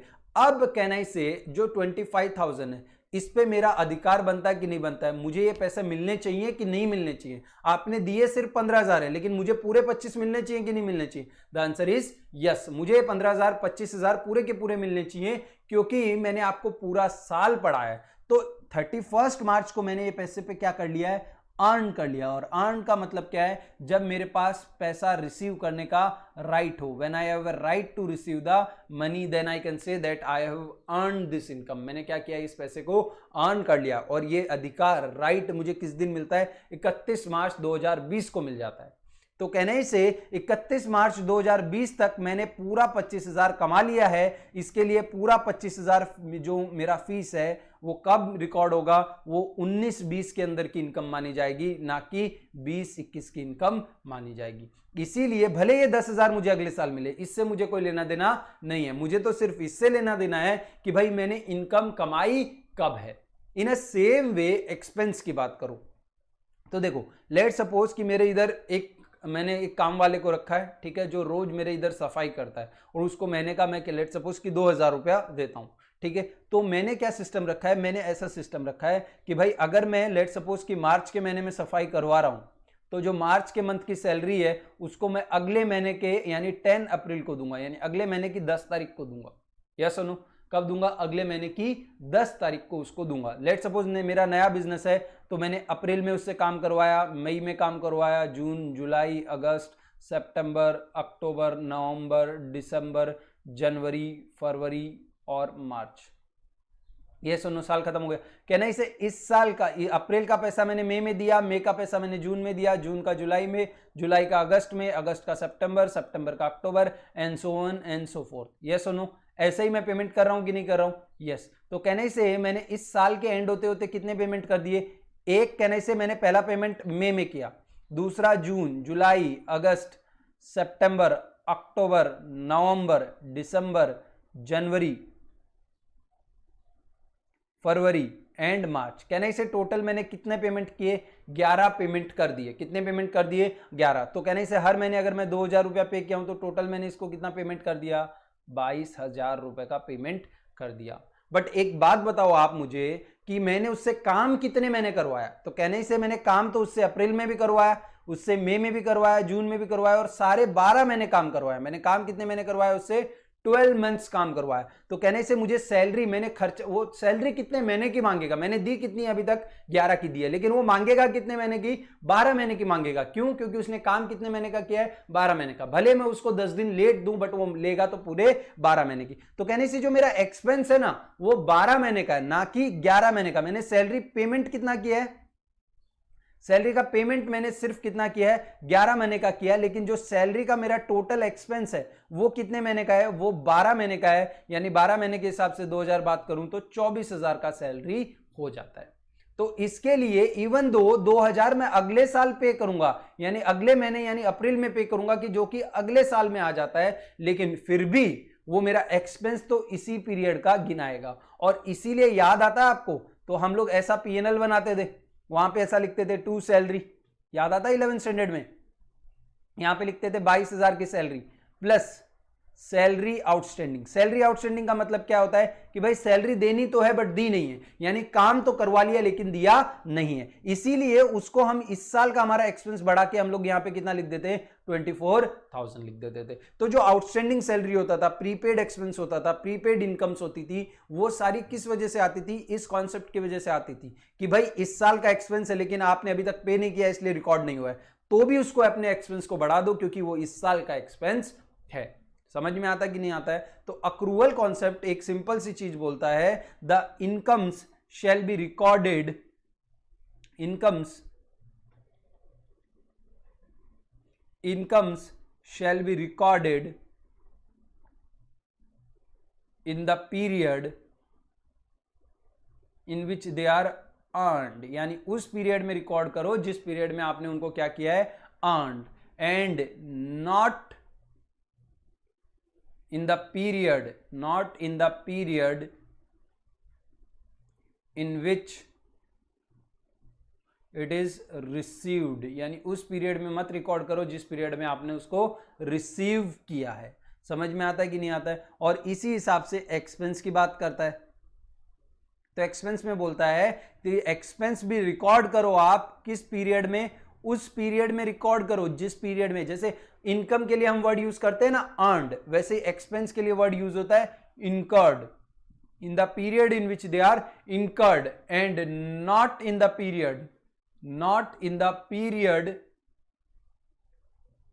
इन विच दे आर पेड। यानी सैलरी कौन से महीने में पे कर रहे हो वो इंपॉर्टेंट नहीं है, सैलरी कौन से महीने की है उस महीने में रिकॉर्ड करो। समझ में आता है कि नहीं आता है? इसीलिए हम ये एंट्री पास करते हैं कि भाई सैलरी हमारा खर्चा है, खर्चा बढ़े तो salary account debit to, but pay नहीं किया इसलिए लाइबिलिटी भी हो जाती है, इसीलिए हम एंट्री पास करते हैं salary account debit to salary outstanding account. ये सब एंट्रियां आगे आएंगी, मैं डिटेल में जब जनरल एंट्री लूंगा तब मैं समझाऊंगा कि इनसे मतलब क्या है, बट फिलहाल के लिए ऐसा समझते हैं कि भाई इनकम को उस पीरियड में रिकॉर्ड करना चाहिए जिस पीरियड में हमने उसे अर्न किया है, ना कि उस पीरियड में जिस पीरियड में हम उसे रिसीव कर रहे हैं, और एक्सपेंस को उस पीरियड में रिकॉर्ड करना चाहिए जिस पीरियड में हम लोग वो खर्चा कर रहे हैं, ना कि उस पीरियड में जिस पीरियड में हम लोग ने क्या किया, उसको पे किया है। समझ में आता है कि नहीं आता है? अब आगे बढ़ते हैं, ये देखो क्या लिखा है इस कॉन्सेप्ट में, पढ़ो यहां पे। As per this concept the income and expense shall be recognized, recognized मतलब शैल बी रिकॉर्डेड, रिकॉग्नाइज करेंगे मतलब कैसे रिकॉग्नाइज करोगे, रिकॉर्ड करके ही तो रिकॉग्नाइज करोगे, in that period in which they are earned or incurred, and not in the period in which they are received or paid respectively. यानी उस पीरियड में हम रिकॉर्ड नहीं करेंगे जिस पीरियड में हम लोग उनको क्या कर रहे हैं, रिसीव कर रहे हैं या फिर पे कर रहे हैं। इसीलिए accrual concept is a fundamental principle behind the mercantile basis of accounting. अब इसका मतलब क्या होता है, तो देखो there are two types of accounting, there are, ये आप कहीं लिखना है तो लिख लो अपनी बुक्स में, ये बहुत इंपॉर्टेंट है, types of accounting, types of accounting, या फिर आप अकाउंटिंग बेसिस करके भी लिख सकते हो, क्या लिख सकते हो, बेसिस ऑफ अकाउंटिंग। ये आप कहीं ना कहीं अपनी बुक्स में नोट डाउन कर लो अगर आपके पास बुक्स हैं तो। बेसिस ऑफ अकाउंटिंग, तो देखो अकाउंटिंग के दो बेस होते हैं, एक होता है अक्रूवल बेसिस, क्या होता है, अक्रूवल बेसिस, जो हमने पढ़ा अभी, क्या होता है, अक्रूवल बेसिस, और दूसरा होता है हमारा कैश बेसिस, क्या होता है, कैश बेसिस अकाउंटिंग। अब अक्रूवल बेसिस और कैश बेसिस में फर्क क्या है, तो देखो इसमें इनकम और एक्सपेंस रिकॉर्ड कब होंगे, इसमें इनकम और एक्सपेंस रिकॉर्ड होंगे उस पीरियड में जिसने आपने इनको अर्न किया है एंड उसको इनकर किया है, उस पीरियड में आपको रिकॉर्ड करना है, not in a period, not in a period in which they are received or paid, उस पीरियड में उनको रिकॉर्ड नहीं करना है। ये कौन सा कॉन्सेप्ट है? ये अक्रूवल का कॉन्सेप्ट है। कौन सा कॉन्सेप्ट है? अक्रूवल का कॉन्सेप्ट है। ऐसा ही एक कैश का कॉन्सेप्ट है। कैश का कॉन्सेप्ट क्या बोलता है कि ये इसका विपरीत बोलता है, उल्टा बोलता है कि इनकम और एक्सपेंस को रिकॉर्ड करना है उस पीरियड के अंदर जिस पीरियड के अंदर आप उनको रिसीव कर रहे हो या फिर आप पे कर रहे हो, and not in a period in which they are earned और इनकर्ड।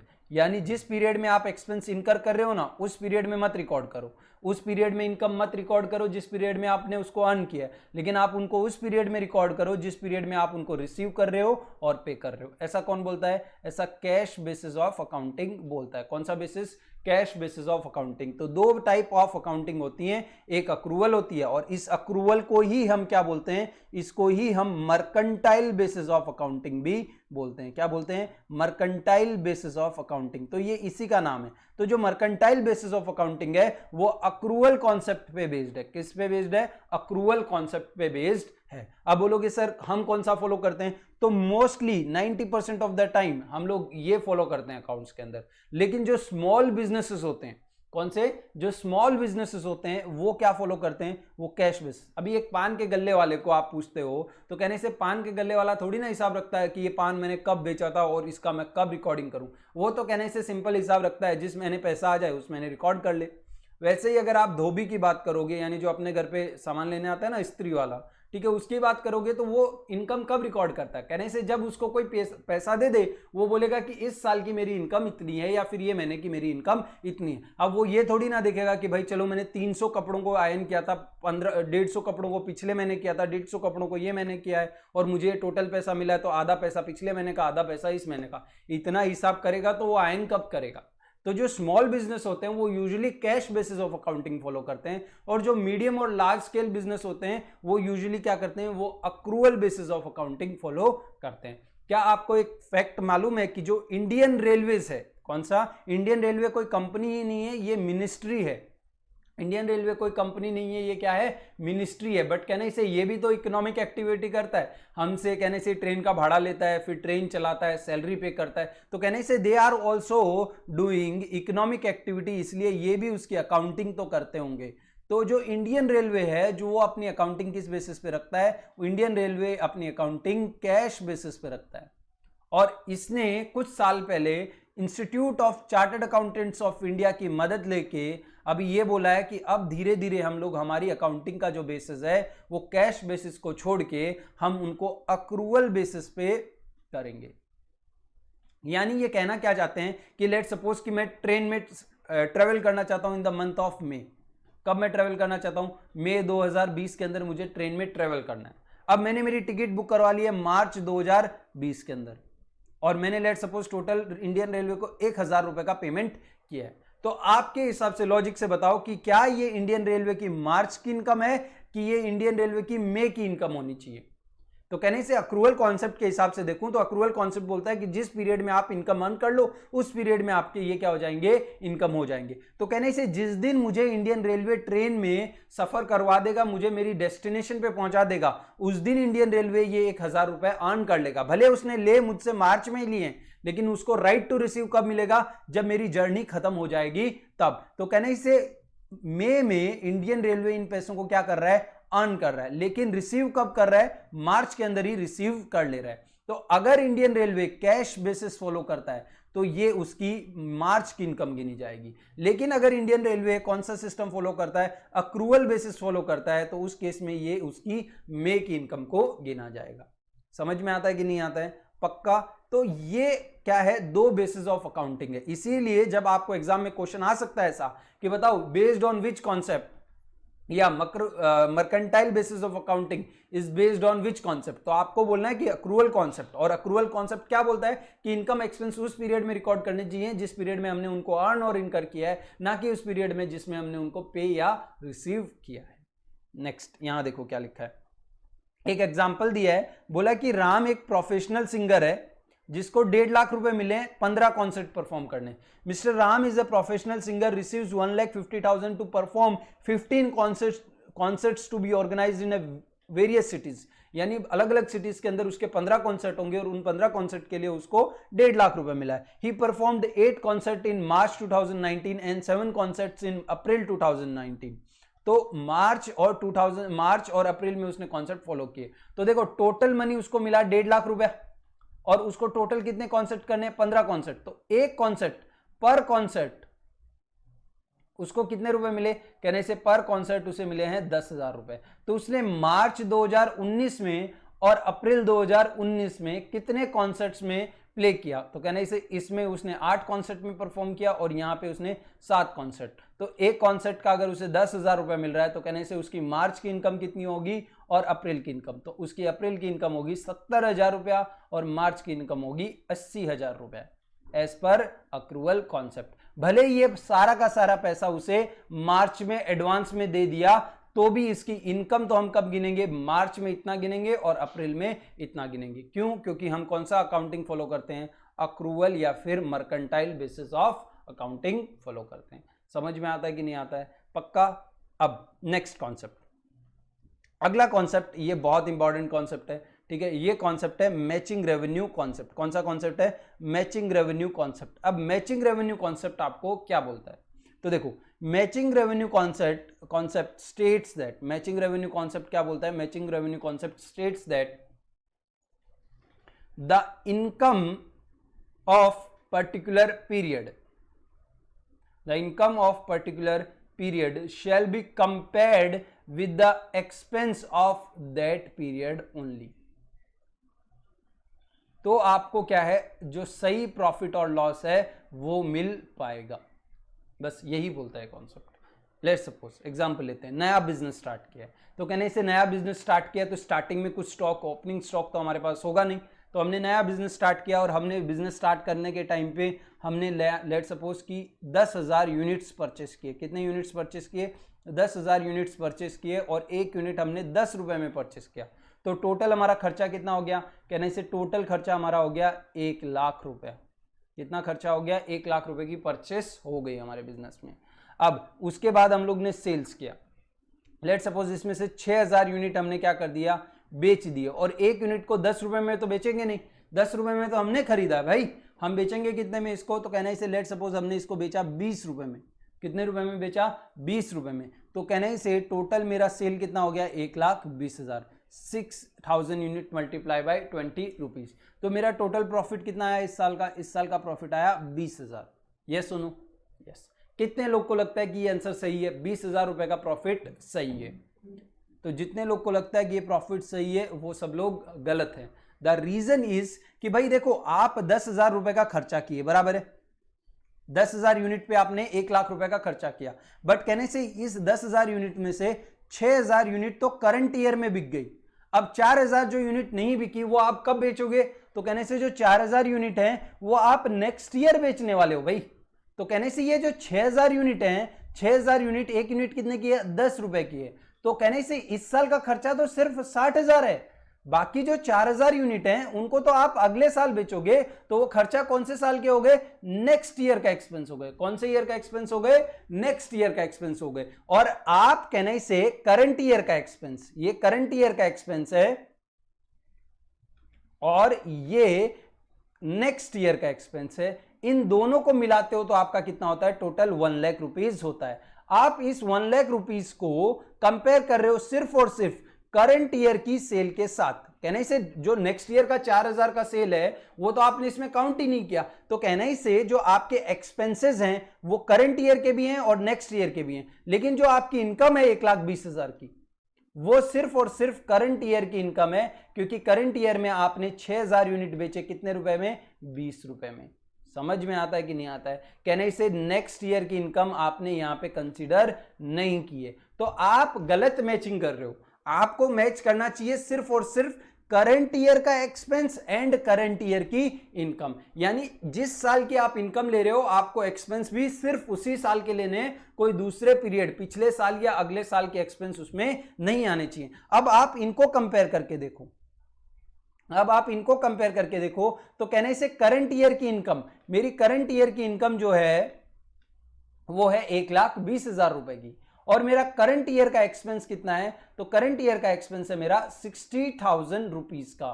तो कहने से मेरा प्रॉफिट जो है वो कितना आएगा, my profit would be 60,000 rupees.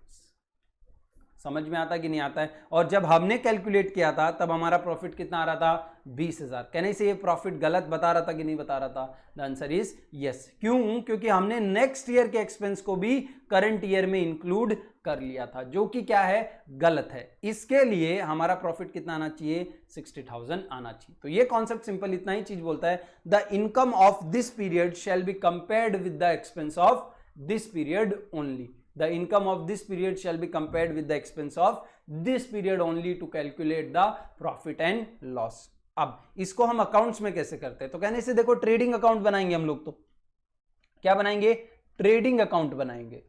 तो ट्रेडिंग अकाउंट में हम लोग यहाँ पे क्या लिखते हैं, परचेसेस। तो भाई इस साल हम लोग ने 10,000 यूनिट परचेस किए और एक यूनिट कितने का परचेस किया, 10 रुपए का। तो टोटल परचेस हमारी कितनी हो गई, 1 लाख रुपए की। और यहाँ पे हम लोग क्या लिखते हैं, सेल्स। तो सेल्स कितनी है भाई, 6,000 यूनिट हमने बेचा है और एक यूनिट कितने का बेचा है, 20 का।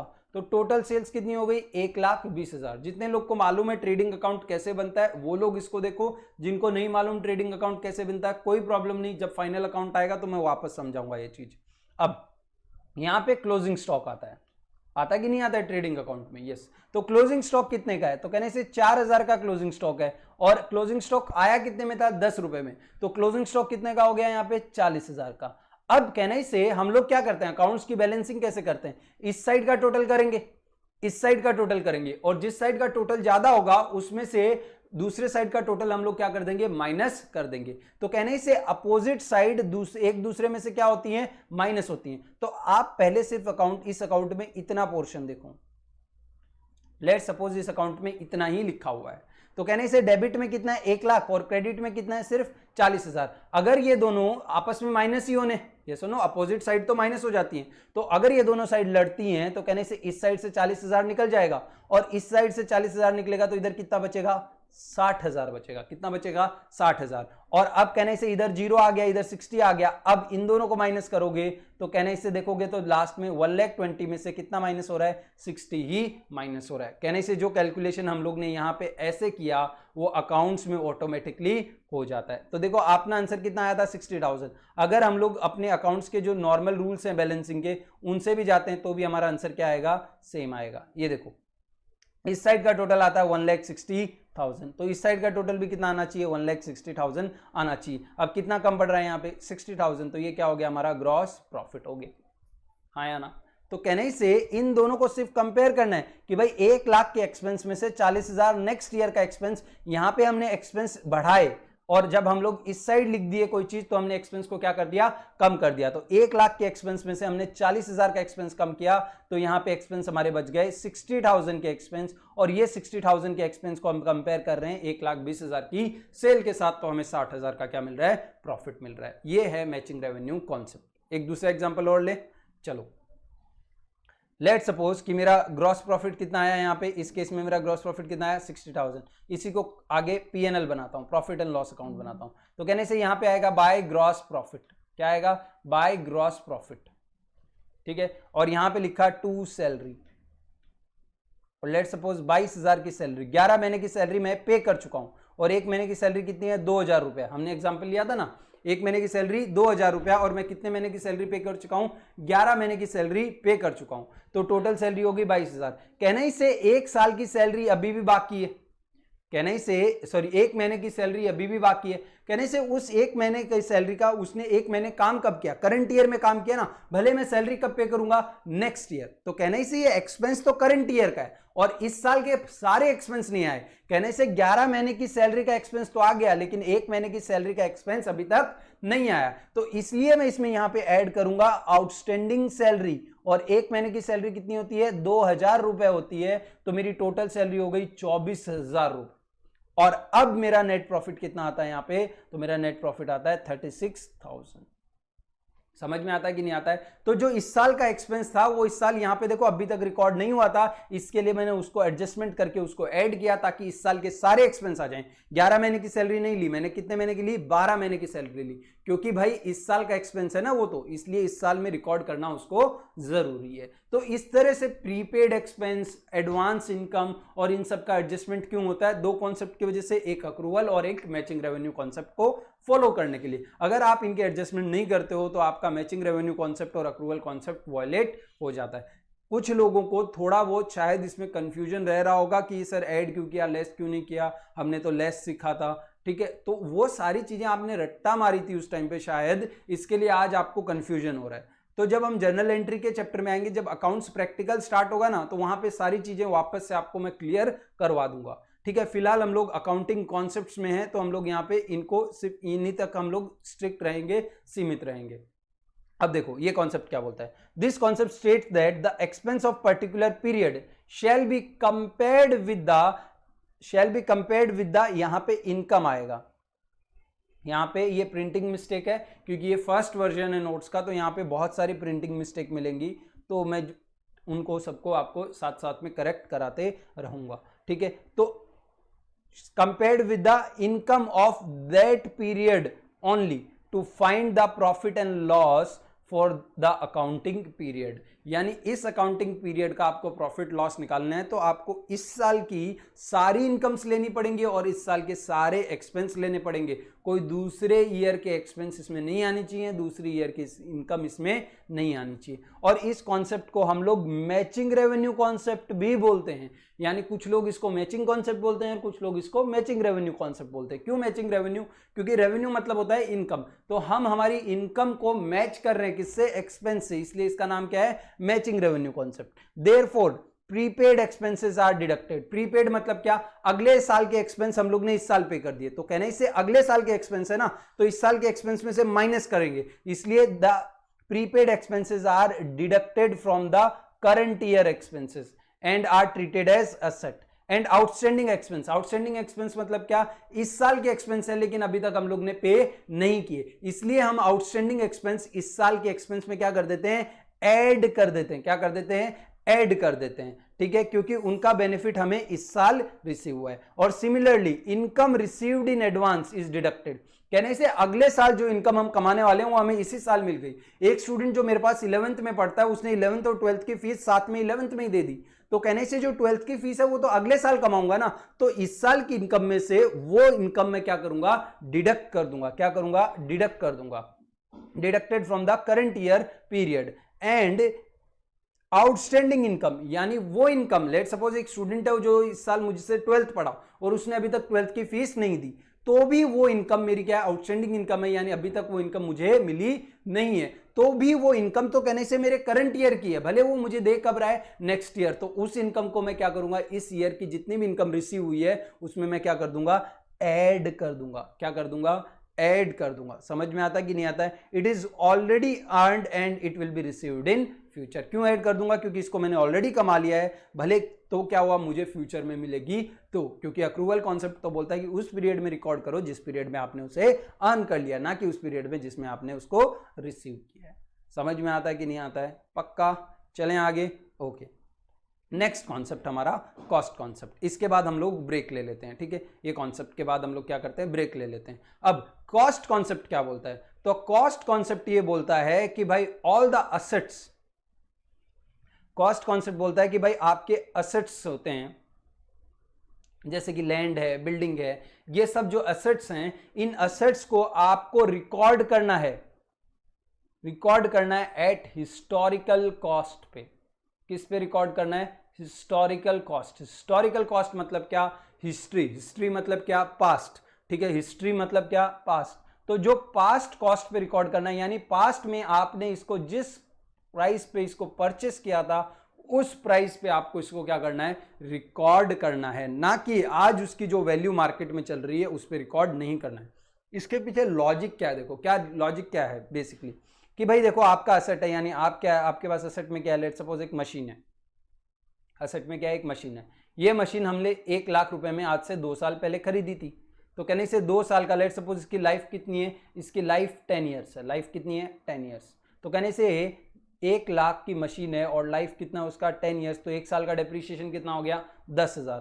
तो 2 साल का डेप्रीशिएशन फॉर 2 ईयर्स कितना हो गया 2 ईयर्स इंटू 10,000, तो कहने से 2 साल का डेप्रीशिएशन हो गया 20,000 रुपए।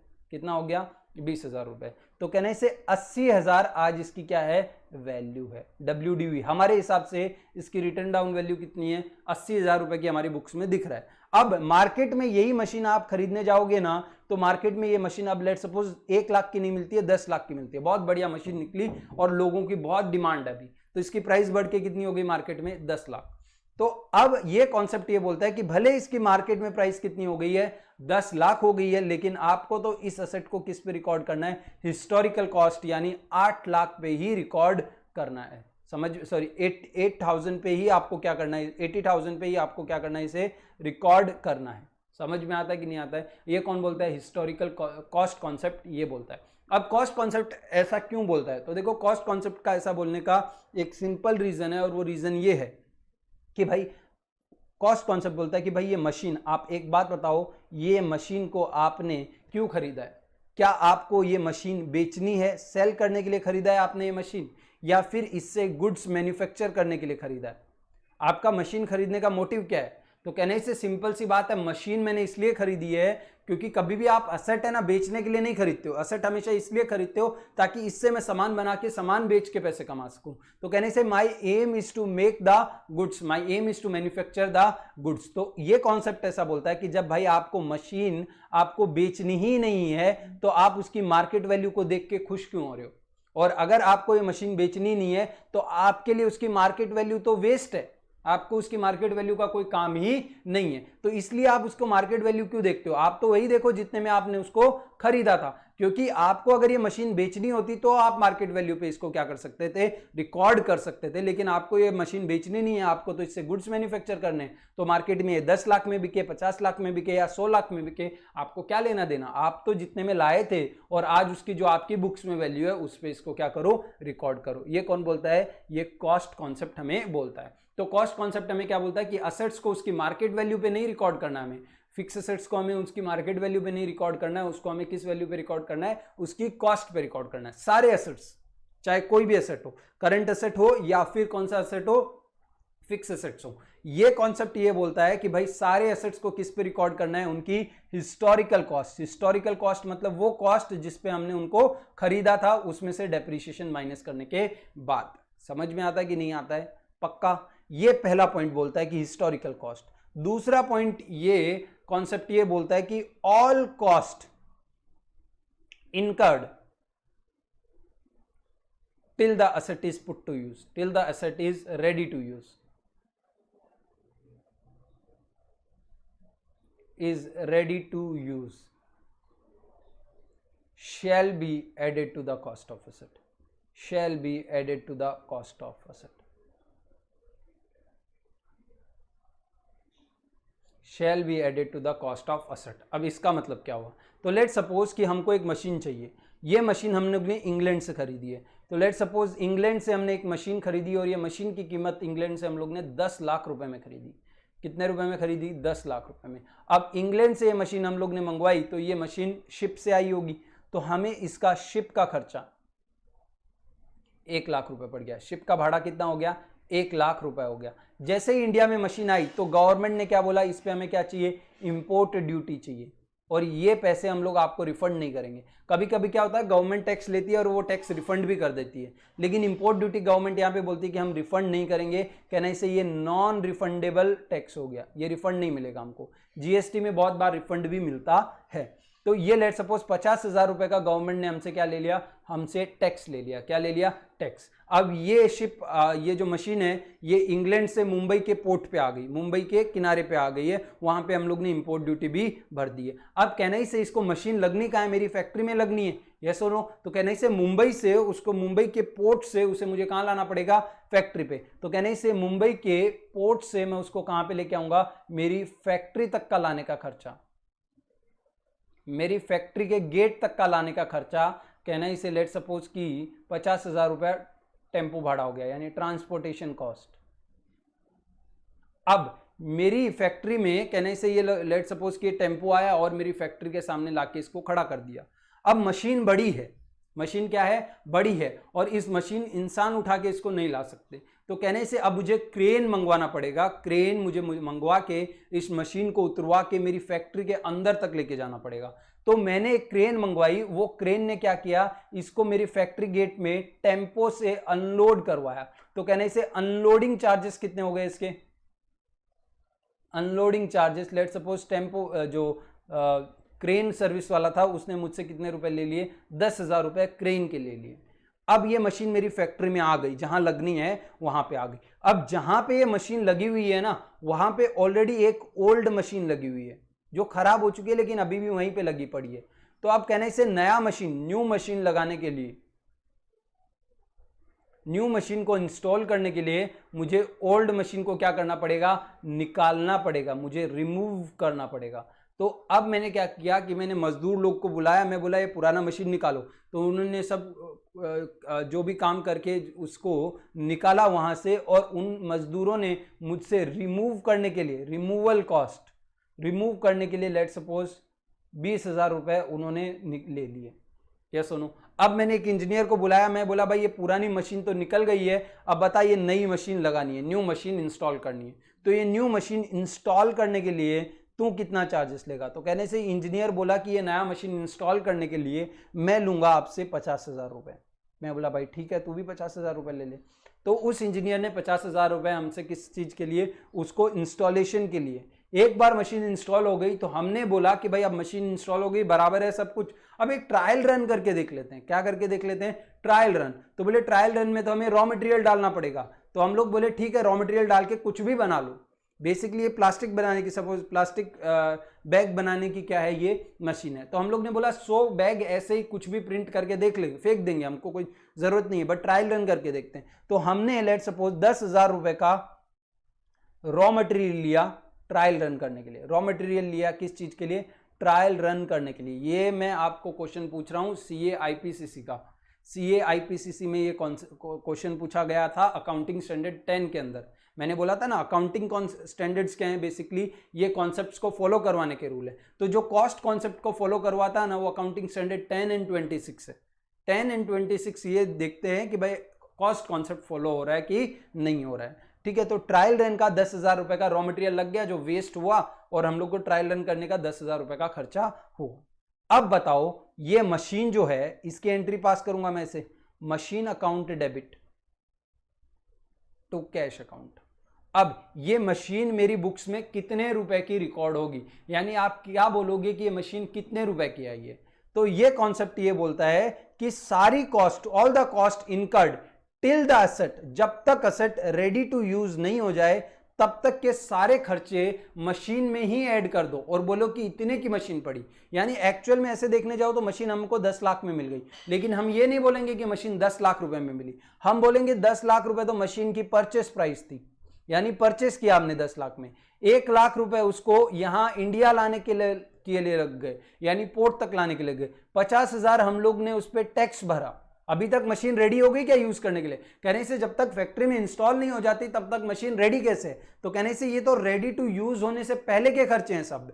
अब नेक्स्ट उसके बाद हम लोग ने 50,000 का ट्रांसपोर्टेशन चार्जेस भरा, कहने से जब तक ट्रांसपोर्ट नहीं करूंगा फैक्ट्री में तब तक उसको यूज कर सकता हूं क्या, नहीं कर सकता, तो कहने से यूज करने से पहले का खर्चा है। उसके बाद नेक्स्ट उसको अनलोडिंग करने का 10,000 रुपया लग गया, कहने से अनलोडिंग किए बिना मेरी फैक्ट्री में मशीन यूज कर सकता हूं क्या, नहीं कर सकता, तो कहने से रेडी टू यूज से पहले का खर्चा है। उसके बाद मैंने इनको पुरानी मशीन 20,000 रुपए पुरानी मशीन को निकालने में 20,000 रुपए का खर्चा किया।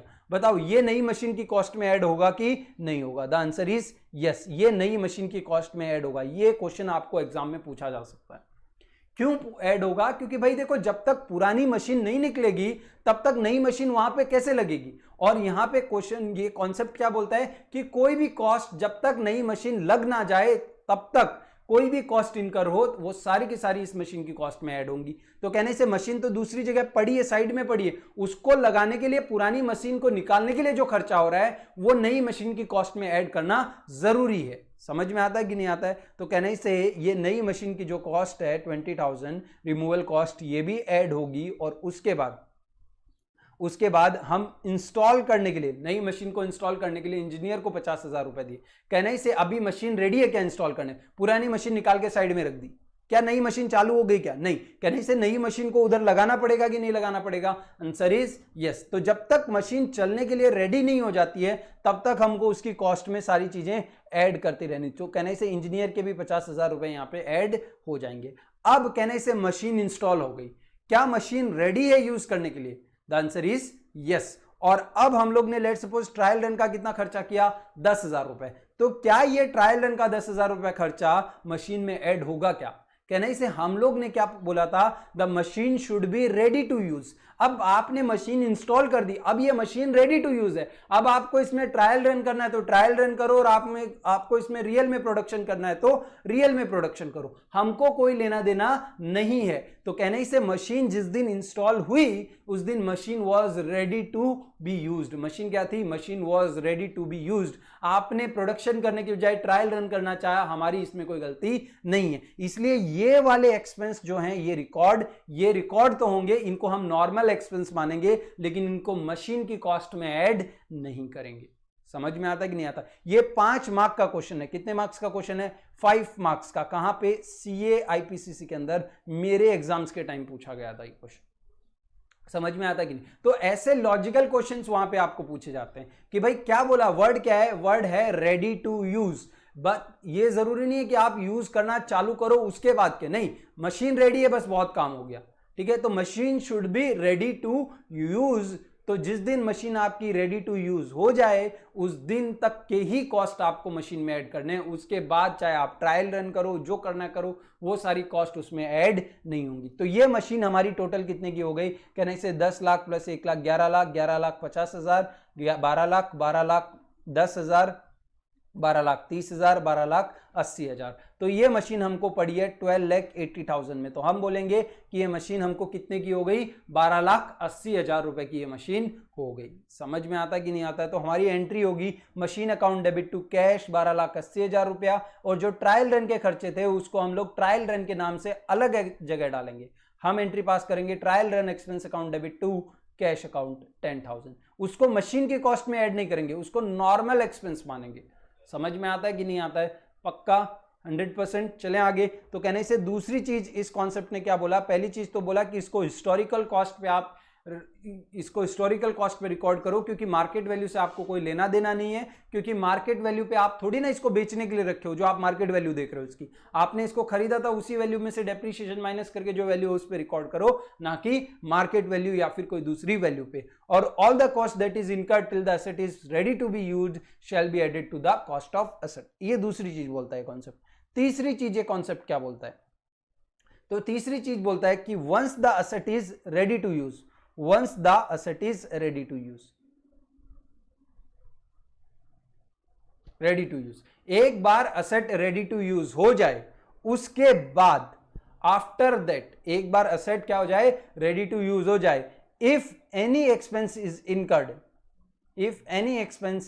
incurred, उस मशीन पे कोई भी खर्चा होता है तो वो खर्चे को हम क्या है? रेवेन्यू एक्सपेंस मानेंगे, उसको एसेट की कॉस्ट में ऐड नहीं करेंगे। लेकिन एक वहां पे एक्सेप्शन है, वहां पे बोलते हैं कि if any expense is incurred then that expense shall be added to the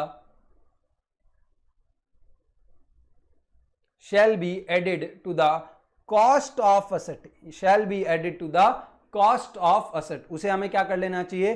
cost of asset में ऐड कर लेना चाहिए। इफ दैट एक्सपेंस, कब ऐड करेंगे उसको? If that expense results into better performance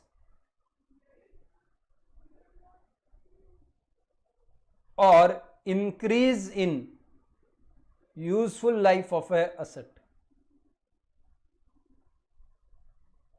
life of a asset, समझते हैं। अब लेट सपोज ये मशीन का मैंने एग्जांपल दिया, ये मशीन कितने की थी, 12,80,000 रुपए की थी जब इंस्टॉल हो गई। अब इंस्टॉल के बाद हम लोग ने ये टिल इंस्टॉलेशन कॉस्ट है, तो कहने से हमारे बुक्स में मशीन कितने रुपए की दिखेगी मशीन अकाउंट में, तो लेट सपोज ये मशीन अकाउंट है, तो यहाँ पे दिखेगी टू कैश 12,80,000 रुपए की मशीन दिखेगी। ये सुनो, ट्रायल रन का एक्सपेंस इसमें ऐड नहीं किया।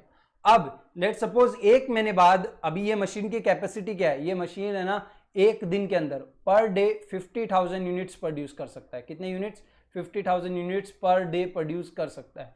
अब हम लोग ने क्या किया, इस मशीन के अंदर एक नया पार्ट लगाया, एक नई चीज लगाई, और वो नई चीज, नया एक मशीन के अंदर एक पार्ट लगाया, वो पार्ट लगाने की वजह से इस मशीन की अब कैपेसिटी बढ़ के new capacity becomes 70,000 unit per day. यानी अब ये मशीन कितना प्रोडक्शन कर सकती है, 70,000 रुपए पर डे प्रोडक्शन कर सकती है, यानी 70,000 पीसेस यूनिट्स ये पर डे। कहने से ये खर्चा करने की वजह से मशीन की परफॉर्मेंस क्या हो गई है, बढ़ गई है। मशीन पहले 50 बनाती थी, अब कितनी बनाती है, 70,000 बनाती है। तो अगर आप मशीन यूज करते हो, मशीन एक बार इंस्टॉल हो गई, उसके बाद अगर आप कोई खर्चा करते हो और उस खर्चे की वजह से या तो उसकी लाइफ बढ़ जाए, यानी मशीन पहले 10 साल चलने वाली थी, अब 15 साल चलेगी, या तो उसकी लाइफ बढ़ जाए या फिर उसकी परफॉर्मेंस बढ़ जाए। जैसे कि यहां पे उसकी पहले 50,000 की परफॉर्मेंस थी, अब 70,000 की परफॉर्मेंस हो गई। तो अगर ऐसा कोई एक्सपेंस होता है तो उस एक्सपेंस को आप मशीन की कॉस्ट में ऐड कर दो, shall be added to the cost of machine. Machine की कॉस्ट में हमें उस एक्सपेंस को क्या कर देना है, मशीन की कॉस्ट में उस एक्सपेंस को हमें ऐड कर देना है। ये कौन बोलता है, ये कॉस्ट कॉन्सेप्ट तीसरी बात बोलता है। तो यहां पे इसीलिए वापस आएगा टू कैश। लेट सपोज ये नया पार्ट जो हमने खरीदा था, ये 50,000 रुपए का खरीदा था और ये मशीन में लगाया, तो मशीन की प्रोडक्शन कैपेसिटी जो थी 50,000 से बढ़ के कितनी हो गई, 70,000 हो गई। तो कहने से ये 50,000 भी क्या हो गया, ऐड हो गया। समझ में आता है कि नहीं आता है, पक्का मालूम पड़ा कि नहीं। तो कहने से 3 चीजें यहां पे बात करेंगे कि पहली चीज ये कॉन्सेप्ट वापस आएगा डेप्रीशिएशन के चैप्टर में। तो ये सारे जो एग्जांपल्स मैंने यहां पे दिए ये वापस से डिस्कस होंगे कहां, डेप्रीशिएशन के चैप्टर में। तो यहां पे 3 चीज बोलता है ये, ठीक है। देखते हैं एक बार, हमारे यहीं से देख लेते हैं cost concept. This concept state that the assets of an enterprise, ये कॉन्सेप्ट क्या बोलता है कि assets of an enterprise shall be shown eight there historical cost. Historical cost मतलब cost minus depreciation, cost minus depreciation, that is a cost of acquisition of asset and not at their market value। यानी उसको market value पे नहीं दिखाना है। क्यों नहीं दिखाना है, because we do not want to sell the asset, because we do not want to sell the asset। अगर हमको asset बेचने का मन है तो फिर उस केस में हम लोग असेट को किस पे दिखाएंगे, मार्केट वैल्यू पे ही दिखाएंगे। लेकिन यूजुअली असेट्स को कभी भी बेचने के लिए नहीं खरीदा जाता है। जिस चीज को आप बेचने के लिए खरीदते हो उसे हम गुड्स बोलते हैं, असेट्स नहीं बोलते हैं। समझ में आता है कि नहीं आता है। Next, further this concept also educates that all the cost incurred till the asset is ready to use. यानी सारे खर्चे जो असेट को रेडी टू यूज करने तक लगते हैं वो सब क्या होने, intended use shall be added to the cost of asset. उन सबको हमें क्या कर देना है, असेट की कॉस्ट में ऐड कर देना। जैसे यहां पे एग्जांपल लिया, machine purchase for 1 lakh and 10,000 was incurred for transportation of asset, 10,000 for installation. तो टोटल कॉस्ट ऑफ असेट कितनी होगी, 1,20,000 रुपए होगी। Further this concept state that, आगे और ये कॉन्सेप्ट क्या बोलता है, any expense incurred after the asset is put to use. यानी हम बोलते हैं कि लेट सपोज कि हम क्या बोल रहे हैं, हम ये बोल रहे हैं कि लेट से ये दिन हम लोग ने असेट को क्या किया, पुट टू यूज किया। तो इस दिन से पहले क्या एक्सपेंस, बिफोर, ये सब तो हमको क्या करने हैं, ऑल एक्सपेंस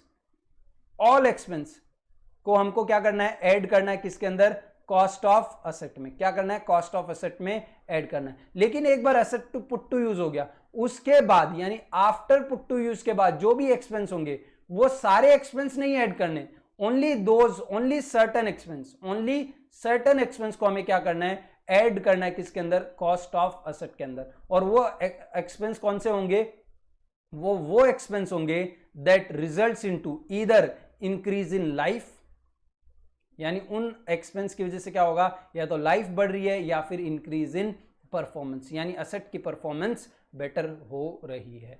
समझ में आता है कि नहीं आता है, पक्का, ओके। तो कहने से ये कॉन्सेप्ट दूसरी चीज क्या बोलता है, ये कॉन्सेप्ट बोलता है after that asset is put to use such expense will lead to increase in the economic benefit. यानी after the asset is put to use any expense incurred after the asset is put to use and such expense, अगर वो expense lead करता है economic benefit increase होने में, यानी या तो उसकी लाइफ इंक्रीज हो जाए या फिर उसकी परफॉर्मेंस। इकोनॉमिक बेनिफिट मतलब असेट से इकोनॉमिक बेनिफिट क्या होगा भाई, असेट 10 साल चल के हमें फायदा देगा, लेकिन अभी इसका बेनिफिट कैसे बढ़ सकता है, या तो 10 साल में ये अपनी प्रोडक्शन बढ़ा दे, ठीक है, या फिर क्या कर दे इसमें 10 साल के बाद 10 साल की इसकी लाइफ 10 साल से बढ़ के अब 15 साल हो जाए, तो ही हम उसको क्या मिलेगा, उससे इकोनॉमिक बेनिफिट्स बढ़ेंगे। उन सबको क्या करना है, derived shall be such cost, यहाँ पे वर्ड ऐड करो, such cost shall be added to the cost of asset. उन सब कॉस्ट को हम क्या कर देंगे, ऐड कर देंगे कॉस्ट ऑफ असेट के अंदर। समझ में आता है कि नहीं आता है, पक्का। तो कहना से ये कॉन्सेप्ट हमें 3 चीज बोलता है कि सारे असेट्स को आपको हिस्टोरिकल कॉस्ट यानी जिस कॉस्ट पे आपने खरीदा था उस पे दिखाओ, ना कि मार्केट वैल्यू पे, क्योंकि मार्केट वैल्यू आपको जब चाहिए होती है जब आप असेट बेचना होता है, और यूजुअली हमको असेट्स बेचने नहीं होते, उनको यूज करके गुड्स बनाने होते हैं। दूसरा, फर्दर दिस कॉन्सेप्ट ये भी बोलता है कि all the cost that is incurred till the asset is ready to use, यानी वो सारे कॉस्ट जो इनकर कर रहे हो आप किस चीज के लिए, असेट को रेडी टू यूज करने के लिए, वो सब उसकी कॉस्ट में ऐड कर देने हैं। यानी पुट टू यूज से पहले के सारे खर्चे असेट की कॉस्ट में ऐड हो जाएंगे, और पुट टू यूज के बाद सिर्फ वो खर्चे ऐड होंगे जो हमें उस असेट से इकोनॉमिक बेनिफिट मिलने वाले थे ना, उनको बढ़ा दे। और इकोनॉमिक बेनिफिट कैसे बढ़ा दे, या तो उसकी लाइफ बढ़ा दे या फिर उसकी परफॉर्मेंस, कोई एक्सपेंस बढ़ा देता है तो सिर्फ वो एक्सपेंस उसकी कॉस्ट में ऐड होगा, बाकी सब नॉर्मल एक्सपेंस गिने जाएंगे। ऐसा कौन बोलता है, ऐसा कॉस्ट कॉन्सेप्ट बोलता है। तो अभी हमने कितने कॉन्सेप्ट कर लिए, 1 2 3 4 5 6 कॉन्सेप्ट कर लिए। तो ऑलमोस्ट हमारे 1 2 3 4 5 6 1 2 3 4 5 7 से 8 कॉन्सेप्ट और बाकी हैं। तो ये हम नेक्स्ट लेक्चर में देखते हैं। इस चैप्टर के टोटल मेरे हिसाब से 3 लेक्चर बनेंगे, तो ये हम नेक्स्ट लेक्चर में देखेंगे कि ये कॉन्सेप्ट, बाकी कॉन्सेप्ट क्या बोलते हैं। तो एक छोटा सा ब्रेक ले लो।